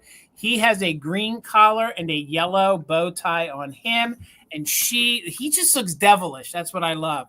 And she is this sweet little enduring little poodle. Now, there is a little bit of marks that's under the glaze. So that's in the manufacturing. The little spots there you see are in the manufacturing. They can't be cleaned off. And then again, the fact that they put those little holes there under the beret, they look like figurines. These would be great in Valentine's Day. These would be great if you collect poodles to leave out all year round.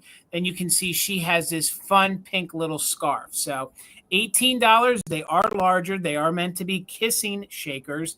I had never seen them before. And then I realized online that everybody had them like that. And you can see that when they rest against one another. That's so cute. I've never seen those before either. They fit beautifully. So I'm not making them do that. That's what they're meant to do. So $18. I'm pretty sure they're made in Japan. I think they're really, really cute. I love, like I said, he's got major side eye going on over there. And he's just like, is she gonna? Oh, she is. And she's eyes closed. So I don't know if we have poodle lovers with us tonight or folks that love the 1950s. Here is what it looks like from the other side. So his one eye is open and her eyes are closed. So let's go ahead and keep it moving, Amy, with something else. Go ahead. All right. Okay. We have, I think, 4. Am I right? 4 rounds left? I don't know. I think so. I think there's 4. No, Amy. If I'm counting correctly, I could be wrong. Okay.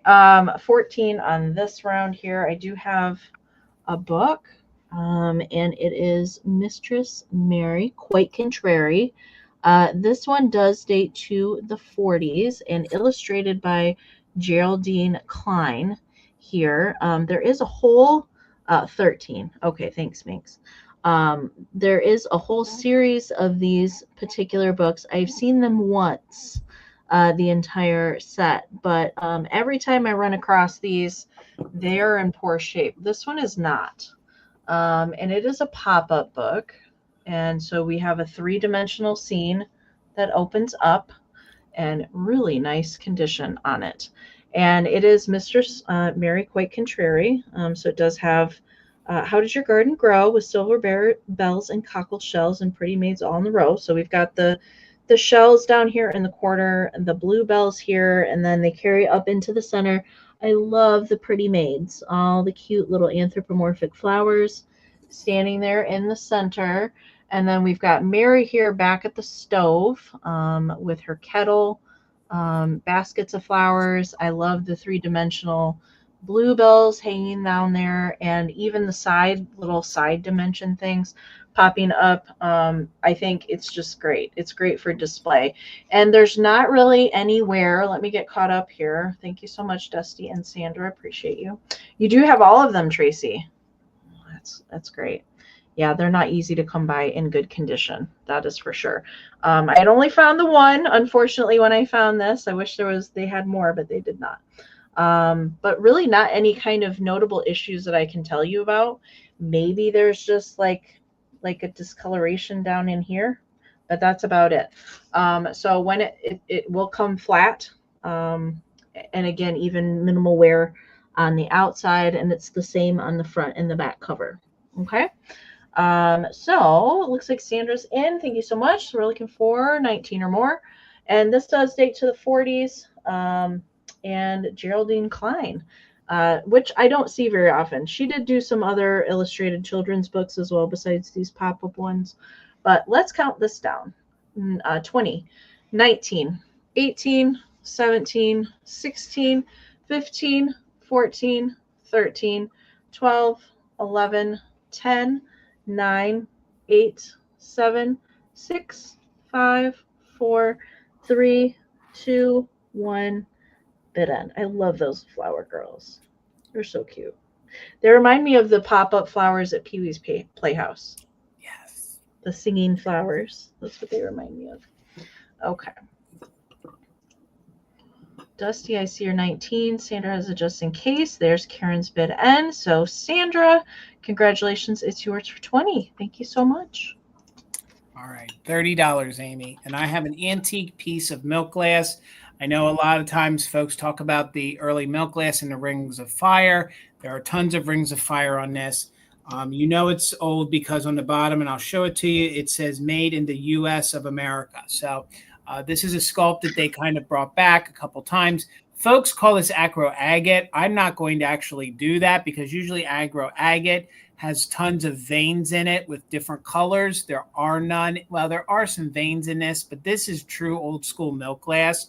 But there are folks that call it acro agate. So, and when they call it that, they're selling it for $60 or more dollars. So this one actually has no chips or cracks. I do believe this is around the late 1800s or early 1900s.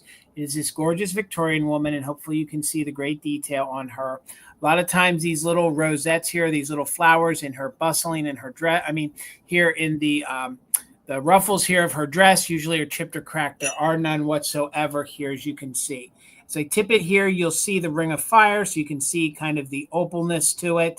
Again, this is a gorgeous piece that usually you don't find in this good a condition. Thank you, Helen. I was so happy to find one because around here we do sell vintage glass and milk glass. I probably should have researched that mark there on the bottom, but I don't know that that's really a maker's mark. In my research, I could not find exactly a manufacturer except that this was early American pressed glass. So you can see where it says made in US of America. So this is the older version. They did bring these back. Other glass manufacturers made them in different colors, but this one is original, and you can definitely see the Ring of Fire. If you guys would watch Jeffrey's sales when he would sell milk glass, there you can definitely see that helps prove the age of this. There's actually no damage here to the bottom. This is either considered a powder dish or a pin dish. Again, this would be fun. I guess I was kind of going with my theme of pinup girls and, dress, like the dresser set that I had. So usually when I find this old of milk glass, it is damaged. So thank you, Sandra. I see you're 30. So we're looking for 31 or more. The measurement on it is 6 1/4 inches. So it's 6 1/4 inches tall. And then when I measured the inside, it's about 4 inches. So here, if we can tilt it, there's even like a slight opalescent or ring down in here. But the lights, the lights that help us show are killer when it comes to showing those kind of things. So let me see if we can get in here so you guys can't really emulate the Ring of Fire on a ring light. It's and there is no uranium in this, so there is no glow. But you can see where she does have her hands over her heart there. So she is wearing gloves and she has her hands over her heart, and she has all this great detail here on her collar and on her shoulders. And again, there is great detail on the face, but it's looking very muted to you guys because the lights are washing that out. And then you can see in typical Victorian style, she does have her hair up. She's got this big, huge, gorgeous bustle dress. But if they want to call it agate, that's fine. There is some veining in it that you'll see in person. But again, to me, vintage milk glass always had veining in it. So thank you guys for the kind words. This is an antique. So Robin, hey, good to see you, Robin. I see you're 31, Robin. So we're looking for 32 or more. And if you want them in other colors, you can get them, but they were made later. So it'd be another glass company. So 32 or more, we are doing just in case for active bidders, no chips, no cracks. 20, 19, 18, 17, 16, 15, 14, 13, 12, 11, 10, 9, 8, 7, 6, 5, 4, 3, 2, 1. Bid end. A lot of times there's chips on the underside here. There is none, even when you feel it with the palm of your hand. So gorgeous piece. Sandra is in at 35. Thank you so much. Looking for 36 or more. The bid end from Karen G. Robin, fast internet, got in there with a just in case of 65. There's the bid end. So thank you so much. 36. It's coming to you, Robin. Congratulations. Thank you so much. Okay, my next round's going to start at 16. I do have some shakers, and I love these. I'm always happy when I find these in good condition, and these are little kitties peeking out of their watering cans with little pansies. Again, love to see the pansies represented on these. Now, there's some other variations of these shakers with different animals popping out of the top. We've seen giraffes. We've seen, what was the other one that was super strange? I can't even remember. A zebra head, a monkey. They'd add monkey head. Yes, that's it. But I like the cats. There's also dogs as well. These are made by PY. Missing markings down here at the base, but they do both have their cork stoppers. No issues. No chips. There's just a tiny bit of crazing present on there. Good condition overall. We'll turn them to the back so you can see the back side here. So Gray Kitty has 3 holes on the back, and Yellow Kitty has 4 holes on the back. Blue bow, pink bow, but the little watering cans are the same. Jason, which ones did you have? Did you have the giraffes or the monkeys? I didn't have the giraffes. I sold the monkeys before, I think. The monkeys. Okay, that's right. And I think I've had the cats several different times over the years, and I think I've only had the dog one time. But I just like the cats. And these are great for spring and summer. I just love these. There's also a lot of opportunity for damage on these, but I could not find any kind of notable flea bites or anything on them. No repairs either. Just some crazing present on them. They do measure 3.5 inches to the spout. width-wise for the watering can, and 2 3/4 inches tall. Okay. I think But I sold the cats, Amy. I don't know that because I couldn't bring monkeys back in the day when I sold with Bill because of his fear of monkeys. Oh, that's right, because he didn't like the monkeys. Yes, that's right. Monkeys. You're right. I think you did bring the monkeys to a sale with me, though. I remember them because I was like, I have never seen the monkeys before. I told Bill one time, I said, my friend, you pushed me out of the monkey business because I couldn't sell monkeys with him. No. Okay. I see Caroline just popped in there with a 16, so let's count them down. 20, 19, 18, 17, 16, 15, 14, 13, 12, 11, 10, 9, 8, 7, 6, 5, 4, 3, 2, 1. Didn't. The monkey business.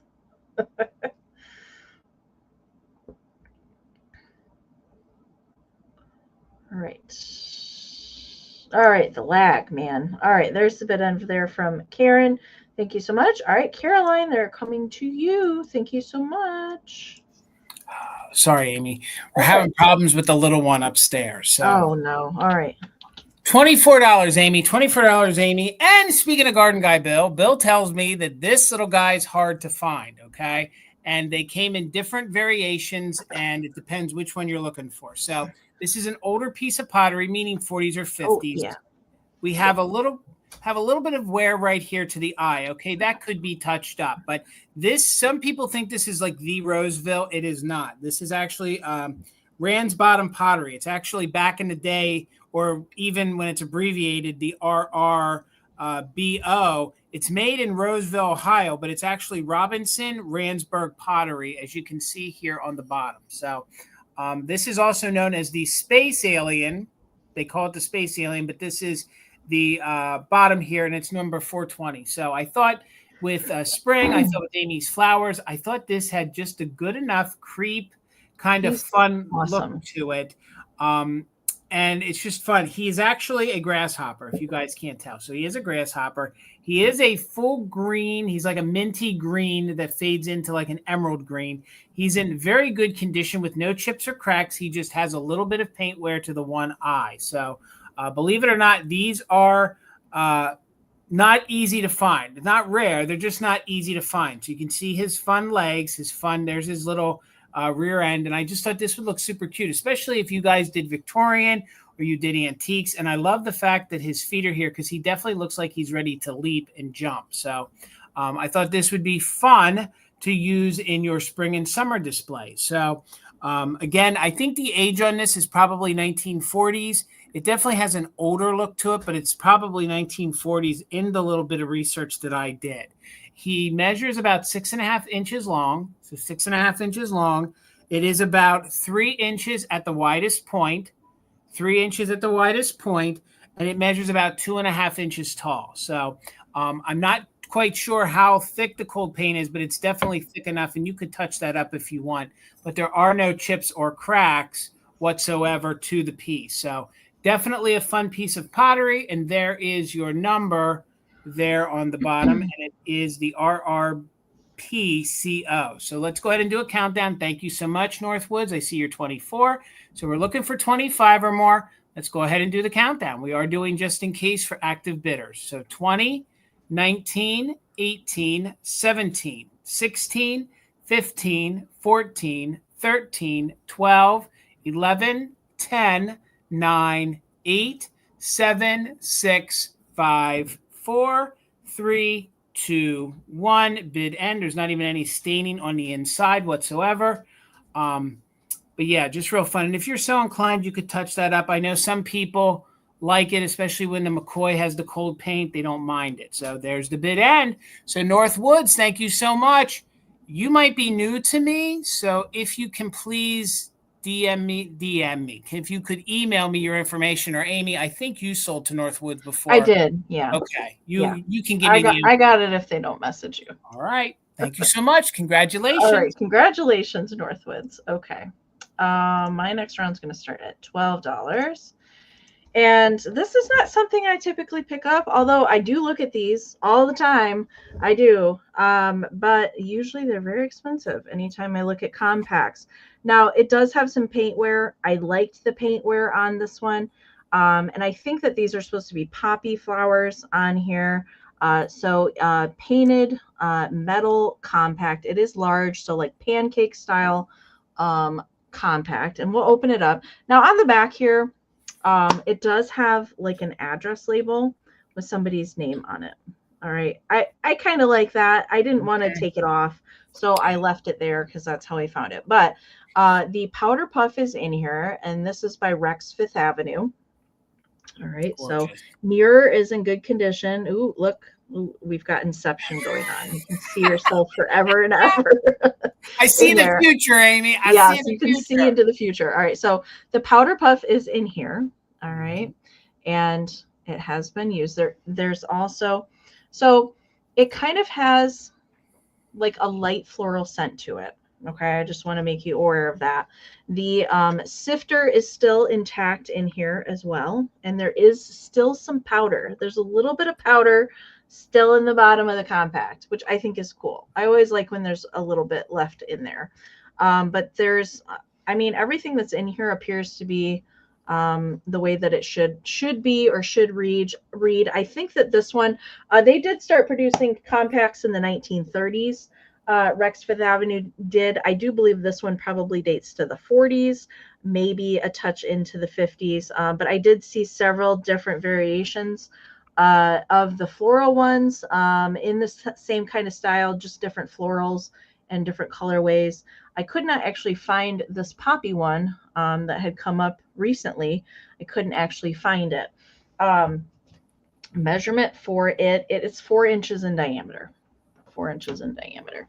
I just thought it was fun. I just don't get to, actually like purchase these. But I think a whole collection of these compacts, I mean, they come in so many different styles. I just really like them. There's ladies that come into Mother Tuckers that buy them, and if they have a little bit of wear, these are the ones they keep in their purse, and they use it as a makeup mirror. They don't put powder in it anymore, but when they need their mirror, they want a vintage one, so that's what they use these for. I do actually like the smell of this. Yeah. It's a little florally. It's definitely like, powdery, but it's not like overwhelming. So I will go ahead and bring that back when we do our recap, and we'll get Jason going there. All right, Amy, $20, and I am not going to be able to pronounce the company that made this, okay? But this is from the 1920s. I believe this is a French tin. I believe this was made in France, and I believe that the company that it probably held something from France in it. I believe it held candies, okay? But in my quick research, there is a company name on it, and I do know the tin is old. It is very heading into that Nouveau Deco era, and the name is right here, okay? So I am not even going to try to pronounce that, although I really feel like that is in French, okay? So it is a gorgeous tin in a really, really good condition, kind of like Amy's tin, but mine's just a little bit older. You have this gorgeous woman on here who's actually smelling the flowers. She has this gorgeous dress. You can see that it has some metallic here on it with some yellow details and some blue details here. Here are what your sides look like. So this would make a great riser if that's what you wanted to use it for. Of course, these are fun to display things in. And there it is all the way around. Just minimal wear for something that is pretty much at this point an antique. So, and that's just where the hinge is on this box. So again, if you guys are into like the very Art Nouveau, heading into the Art Deco, I just think this is a really, really great piece. And again, it was trying to tie together my kind of theme here for the night, and then even with Amy's flowers. So here you can see that it has some of the blue flowers on it, and she's holding the same exact kind of flowers down here. So thank you both for the bids. I see you, Tracy, for 20. Dusty, I see you for 20.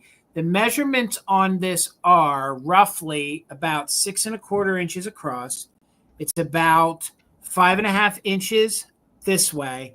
And then when it sits on your countertop, it's about 3 inches high here. So again, there's no major rust. There's no issues. Here's what the back of the tin looks like. Just to mimic what Amy was saying, this is very typical of old tins, what happens to them. And here I will show you the inside one more time. And it does open very easy. It is very, thank you, Casey. It is. Casey, thank you so much. These are they're very collectible, and they are a little harder to find. So there's what the inside looks like. There's a little rippling right here. You can kind of see it as the light catches it, but it closes beautifully. It displays beautifully. And I think you could use it for a multitude of things. So we got Dusty in at 21. We're looking for 22 or more, just in case for active bidders. So 20, 19, 18, 17, 16, 15, 14, 13, 12, 11, 10, 9, 8, 7, 6, 5, 4, 3, 2, 1. Bid end. Looking for 22 or more, or the bid end from Karen G. Thank you so much, Karen. Thank you, Kim. Thank you guys all for hanging out with us tonight. So fun. I see your bid of just in case, Tracy, of 24. Dusty's in with a just in case of 29. There is Karen G's bid end. So, Dusty, it's coming to you for $25. Thank you, ladies, both so much. Congratulations. Thank you. I love those style of tins. Me too. And They're I can't find them. I just can't find them to bring them to sales. Okay, this should be our last round, and then we will do our recap, and then we'll get into our community share.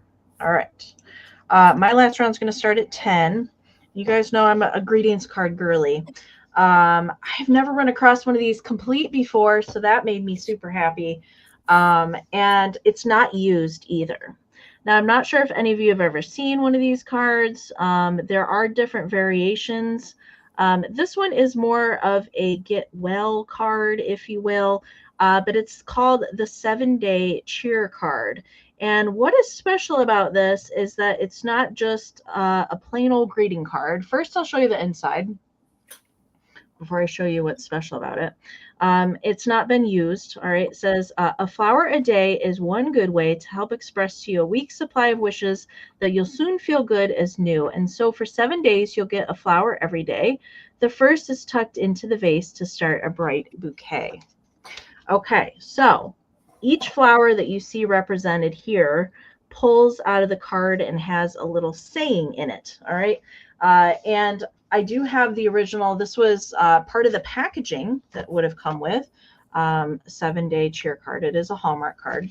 So it has all of the little flowers and the sayings on the inside. So that will come along with it. I also have its original envelope, but let me show you what's cool about this. So you, all of these little flowers pull out. I'm going to pull them all out and I'll show them all to you. All right, so they all pull out of here individually, which is cool. I love this. These are so good. And then they tuck into the little flower vase. All right, so here is what it looks like as the base. So there's little slits that are cut in here where you put all of the flowers. All right, and then each one of them opens up. So here's the little pansies. And it has, so this one says, pansies always stand for thoughts. And if that saying's true, these flowers ought to show that many thoughts are there with you. All right. So each of them have a little saying in there. I love this. Here's the daisy. And I'll read this one for Karen. They always say a daisy is not supposed to tell, but this one comes to tell you, please hurry and get well. So each of them has a little greeting on the inside. We got the forget-me-nots. And I think these are violets. We got the daffodil. These are fun. I think this one's the rose and a carnation. What's the carnation say? Here's a pink carnation to add to your bouquet and show you, too, that thoughts of you are with you every day. Robin, I see it 10. Thank you so very much. So I think it's cool. There's birthday ones like this too. There's also baby shower ones and wedding ones that I know exist. All right. So there's only one way to put these in here, and that's why they send the little card along with it. But then I'll show you, you just kind of tuck them in the little pockets there. Let's count this down. Looking for 11 or more on the Hallmark 7-Day Cheer card. 20, 19, 18, 17, 16, 15, 14, 13, 12, 11, 10, 9, 8, 7, 6, 5, 4, 3, 2, 1, bid end. See, I didn't put them back in the right way. So, because they're supposed to overlap, but not so that you can't see them. All right, there is that bid end from Karen, and Robin had it just in case, but didn't need it. Robin, it's yours. Thank you so much. $10, Amy. And before I show my item, I know this is fantastic finds. Gloria sent me an email while we were live. This is a picture of that autograph deer. The autograph deer. Oh my goodness. I now need this. I need as well. Gloria, thank you so much. That's the autograph deer she was talking about. Wow. Awesome. He's fantastic. All right, Gloria, I hope you're still here. That was fantastic. Thank you, Gloria. All right, $10. This has a tag that says it's an apron. So this tag says it's made in Brazil. Usually when Tina sells these into Brazil, they're 1980s. Okay, so this is probably a throwback to a 50s kind of look. So the apron is very starched. I don't think it was ever used. On this side, you have, look at these, all these fun anthropomorphic flowers. This is in a butter yellow. And I'll show you the best part here in a moment. But here's your side with the pocket. When the apron is opened, it measures 24 inches wide and about 17 inches long. So there's that side. And then on this side here, you have this fun pinup girl. And she's wearing like a rubber duck style apron. I love it. So, and here is the manufacturing tag. And it is 100% cotton, and it is made in Brazil. So usually these tags are probably 1980s when I've sold the stuff for Tina. So if you're looking for a fun apron to wear here in the spring and summer, it is actually new old stock. And she is a fun pinup girl. And I love the fact that she is growing her tomatoes. Look how high the tomatoes have gotten. I mean, this is just super fun. And then, of course, you have the She's growing tomatoes and anthropomorphic flowers. Exactly. Makes perfect sense to me. And you can even tell this has the original knot in it from when the two were put together. She is, Joe. She's definitely squeezing the tomatoes. Well, yeah, you're right, Joe. She is. I mean, you could definitely read into what you want to read into this one. And the flowers kind of look like they're looking up. I don't know if they're trying to be naughty and look up the skirt or not. So, but again, it's super fun, and it is something you could use. And I think with this material, if you were to use it and get a stain, you probably have a better shot of getting it out because it's a little bit newer. So we're in. I saw you, Caroline, for 10. Tracy's in at 11. So again, when it is opened, it measures 24 inches. Not that that's a big deal. So you got 24, and then you probably have... it could probably fit around, it could fit around me. It could do probably 48 inches with the drawstring. So let's go ahead and do a countdown. We're looking for, where are we at? We're looking for 12 or more. So just in case for active bidders, 20, 19, 18, 17, 16, 15, 14, 13, 12, 11, 10, 9, 8, 7, 6, 5, 4, 3, 2, 1. Bid end. She's even on her tippy toes there. All the flowers seem to be very happy. They must be all gossiping or something. I don't know, but I think it's a super fun throwback apron. I love that.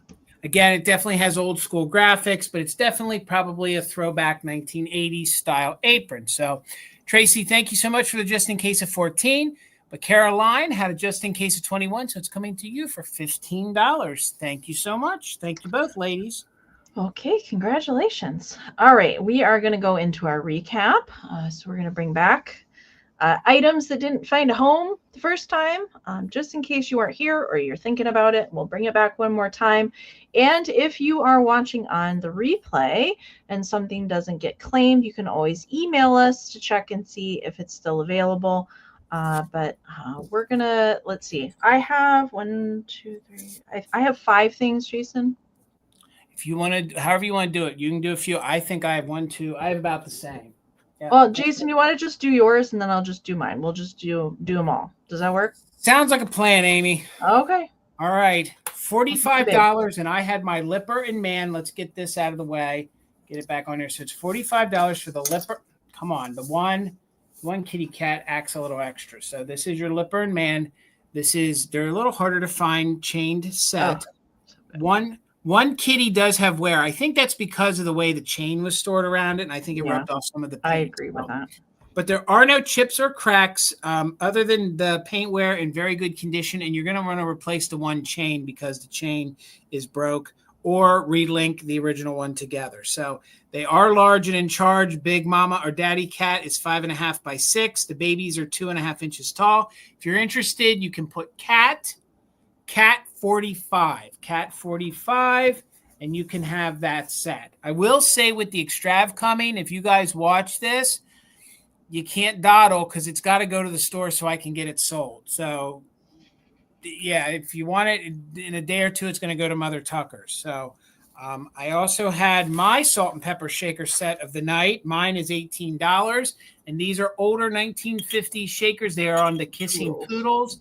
Not saying it's a rare set, but it's a set you don't see that often. And yes, the mouths are indented, so they do kiss. They are meant to touch like that. It's not just something that I'm making them do. So there is the more masculine poodle. Again, very 1950s. Thank you, Robin. We'll wait a moment, but I don't think you're going to go opposed. So Robin, poodles are yours. I love them. I'll tell you, if I had room in the cabinet. I just have never seen those before.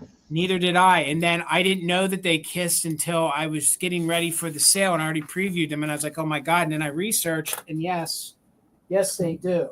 So sorry, I was not prepared for this. So my first round was $12. It is the sugared figurines. So the first one's going to be a monkey. So if you're interested in the monkey, you can put monkey 12. These, I do think it's weird what they did, why they gave them these little vases, but I do think it's enduring that you could pop just a little teeny tiny flower in there. I had a dog years ago. One of those little cocktail umbrellas. Yep. That's what I used to do. I'd put it, or I didn't put anything in. So this little guy is going to be monkey 12. And I know folks like to collect the green-eyed and the sugaring. And look how clean the sugaring is on these. They did not sit and get a ton of dust on them. And they are marked with the red Japan, and they are more porcelain. Are they cake toppers? You know, Chrissy, I don't want to say that they are because I don't know. That's a pretty small hole in there. I mean, if you had a small little candle, you could use it as a cake topper if you wanted to. Maybe they are. But that's a tiny, tiny little hole. Yeah. So, but that would be monkey 12 if you're interested. And then we had the little kitty cat one, and they made a slew of animals, all different animals. This one would be cat 12. No chips or cracks. That's actually extra sugaring that's on the bottom. So this one would be cat 12 if you're interested in that. And I had, let's do this one. For 26, you can put Bunny 26. This is a Goble. So this is an earlier Goble. He is in very good condition. I love him. I love the derpiness to him. He is a planter.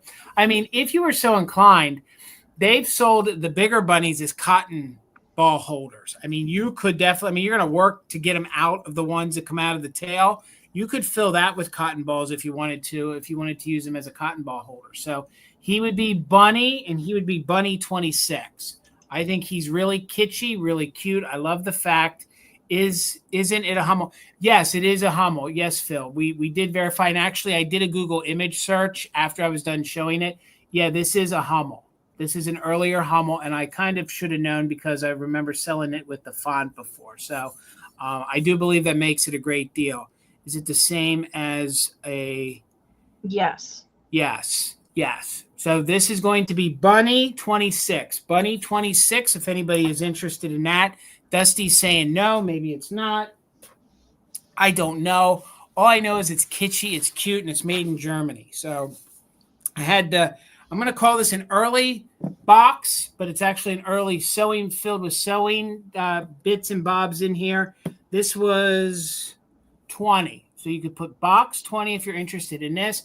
This does have the little original pull tag. It is filled with some vintage string in there. I know that in an antique store, you could get $20 just for the things on the inside. So the box would virtually be free. So if you're interested in this, you could put box. 7.5 by 7.5, roughly 3¼ inches tall. So I think it's a really unique piece and really cool. So that's it for me, Miss Amie. Okay. Thank you all. Okay. Let's see. What did we bring it back here? Okay, so from my chenille bird choice, we did have the red one left. He's pretty awesome. So older chenille, metal wire legs, seed bead for eyes. He is missing one of the eyes on that side. So this one was the red. He was 4.5 inches from the length here. So he was 14. You can put red bird 14 if you want to claim that. I love him. Let's see. I had the little girls, magenta pink children's hanky, with the little girl walking with her wagon full of flowers. This was 10. You can put hanky 10 if you want to claim that. No holes, no stains, really nice condition. It was folded and ironed that way when I found it, but just has that singular circular image on there. But this was how I found it, like that. So hanky 10 if you want to claim that. Let's see. Then I had the UNESCO 1950s little girl bookends. These are good condition. They are a mismatched set. They would have originally come with boys, but this is how I found them together. They do have felt on the bottom there. The only notable issue besides crazing, the one here holding the apple, the little ends of the bows have been, I did not paint touch up those. That is how I found it, and that's why I didn't initially notice that the bow had been the little ends coming off. So if you want to claim those, you can put bookends 36. Bookends 36 for those. And then I had the Napco large robin planter. This one does have a little bit of paint scratching. No chipping as far as I know on it. Napco. So this was 24.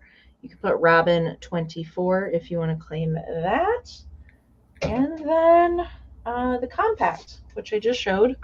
The 1940s, I believe, Rex Fifth Avenue Poppy Flower Compact. It does still have the powder puff. The mirror is good condition on there and has the sifter and still a little bit of powder left in there. That was 12. You can put compact 12 if you want to claim that. Just a little bit of paint loss on the flowers. So that was everything for me. All right. Let me scroll back up to, hang on, I got to find out. Okay, there it is. Okay, there's Kim's recap thing. Okay. So again, if you guys are watching, are interested in anything watching on the replay, email us and let us know. Okay, so reminder for invoicing, I'm going to be sending mine out tomorrow. So I will send you an email when it goes out. Jason is going to be doing his on Saturday this week. And if you were not here at the beginning for next week, we will not have Fantastic Finds on Thursday next week because Jason's got Extrav in Adamstown all next weekend, and I will be going out of state for the weekend. So we have moved Fantastic Finds next week to Monday. So Monday, April 21st at 8 p.m. Eastern. The broadcast is already up there. If you want to go set a reminder for that, that is already up there. So don't forget, we won't be on Thursday. So if you're coming over here on Thursday, we won't be here. We won't be here. We won't be here. We will be gone. All right. So now we're going to move into our community share. And like last week, I did have a lot of pictures to share from Brad and Greg at Countryside Antique Mall. We went through most of the decorations that were on the shelves above the checkout area. I do have some more to share tonight. There were so many pictures, we had to do a two-parter tonight. So I have some more decorations from inside of the store, and then I have some new acquisitions that they just got. Okay. These were added in after the first round of photos. So the first one I have are some giant Anna Lee bunnies. See, everybody's getting on the Anna Lee bus. I'm telling you. I don't know about the eggs. I'm not sure if those were maybe store display eggs. I feel like I've been researching these. I feel like some company came out with these. I don't want to say this year, but I think they're relatively modern. But they have an old look. They do. I really like them. I like how brightly colored they are. I do too. Here is another cabinet with some animal. I love the use of the egg containers. Mm-hmm. Yes, I do too. For display, but all the I love the little ducks. They're so cute. And the big blow mold eggs. Yep. They're in the back. And then we have this display here. Oh gosh. Are these new acquisition or is this? Nope, not yet. I haven't gotten to those yet. No, these are so this is kind of up at the corner of the register before you go down an aisle. And it's just a table set up here, and there is the hobnail Fenton punch bowl there in the center, filled with eggs. I love that. Gorgeous. All the cute little Annalise. Oh my gosh! And the little snail, the little flock snail. Snail. Oh my god, I love it. Here is the next one, which looks to be man. I know. Oh my god. Oh my. The Gibson card mobile display. That is so cool. Man. I love that. I want that.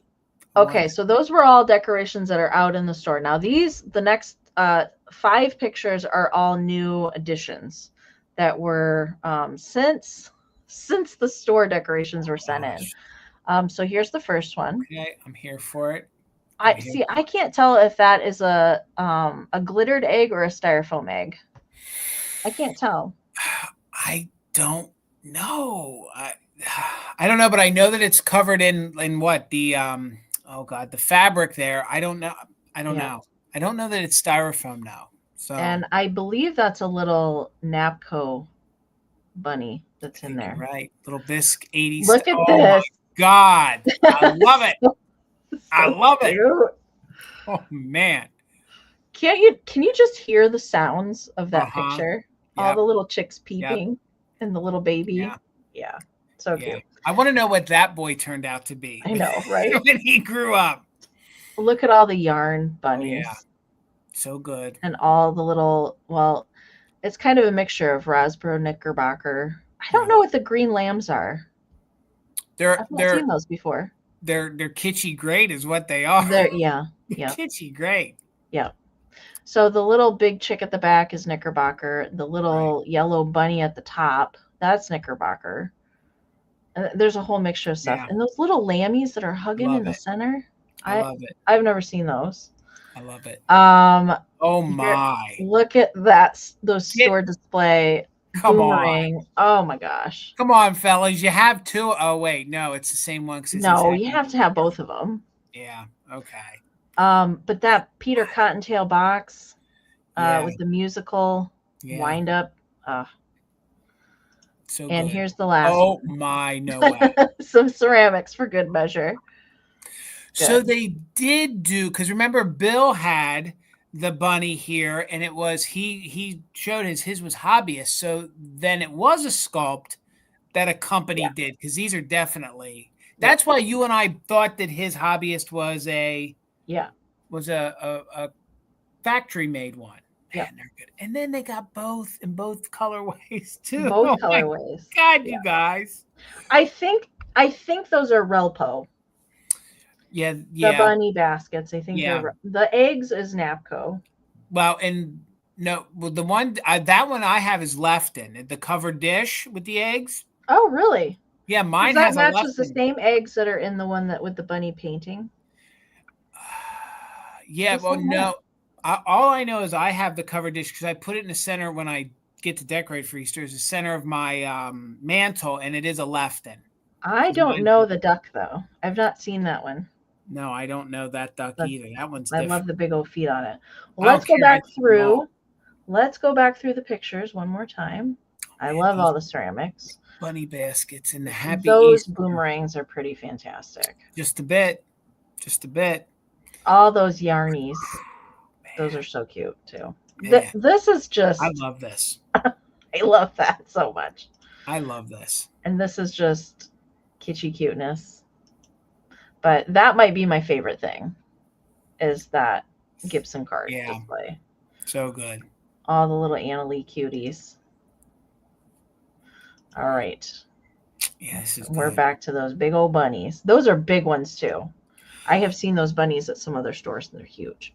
I always said to Tina, if I ever could build my own property and move Mother Tuckers, I would do it and mimic and have big store windows. But I'd make sure that the store windows faced, I don't know which way they'd have to face so they didn't get like a ton of direct sunlight. So that stuff didn't get damaged, because I would love to be able to display my stuff like they don't have big display windows, but in a perfect world, if I was going to rebuild Mother Tuckers in my own building, I would actually have store display windows that you could walk in and display stuff that didn't face the sun. So right, so the stuff wouldn't get faded. Yes, yeah, it would be fun. Thank you to Brad and Greg for sending in 2 weeks worth of photos. Thank you. Monday, I'm gonna have, and I think I'm gonna have to split. Dusty Moose sent in some of her collection as well, so I'm gonna have to see how many. I might have to split Dusty's into 2 as well, because she did send in a lot of photos, which I'm very excited to share. So Monday for sure we'll have some of Dusty's bunny collection. So I can't wait. Can't wait to share that. Big thank you to Karen G, as always, for bid ending, and thank you to Kim for helping out in the chat tonight. Oh no. Send more pictures, Dusty. Send them more Dusty. Pictures if you want. Okay. Thank you all so much for hanging out with us tonight. We appreciate you guys being here and supporting us week after week. We appreciate you guys so much. Don't forget to look for our invoices on Friday and Saturday. And happy Easter on Sunday to everybody. I know we're gonna spend it with Mama Pam on Sunday. So I hope everybody has a relaxing weekend, and don't eat too many chocolate eggs. Can you ever eat too many? Don't eat all of your cookies in one sitting. We'll space them out. Space out your cookies. Yes. I promise. All right. Well, everybody have a wonderful rest of your week, and we'll see you back here on Monday at 8 p.m. Eastern for another installment of Fantastic Finds. All right. Have a good night, everyone. Thank you all so much. Good night.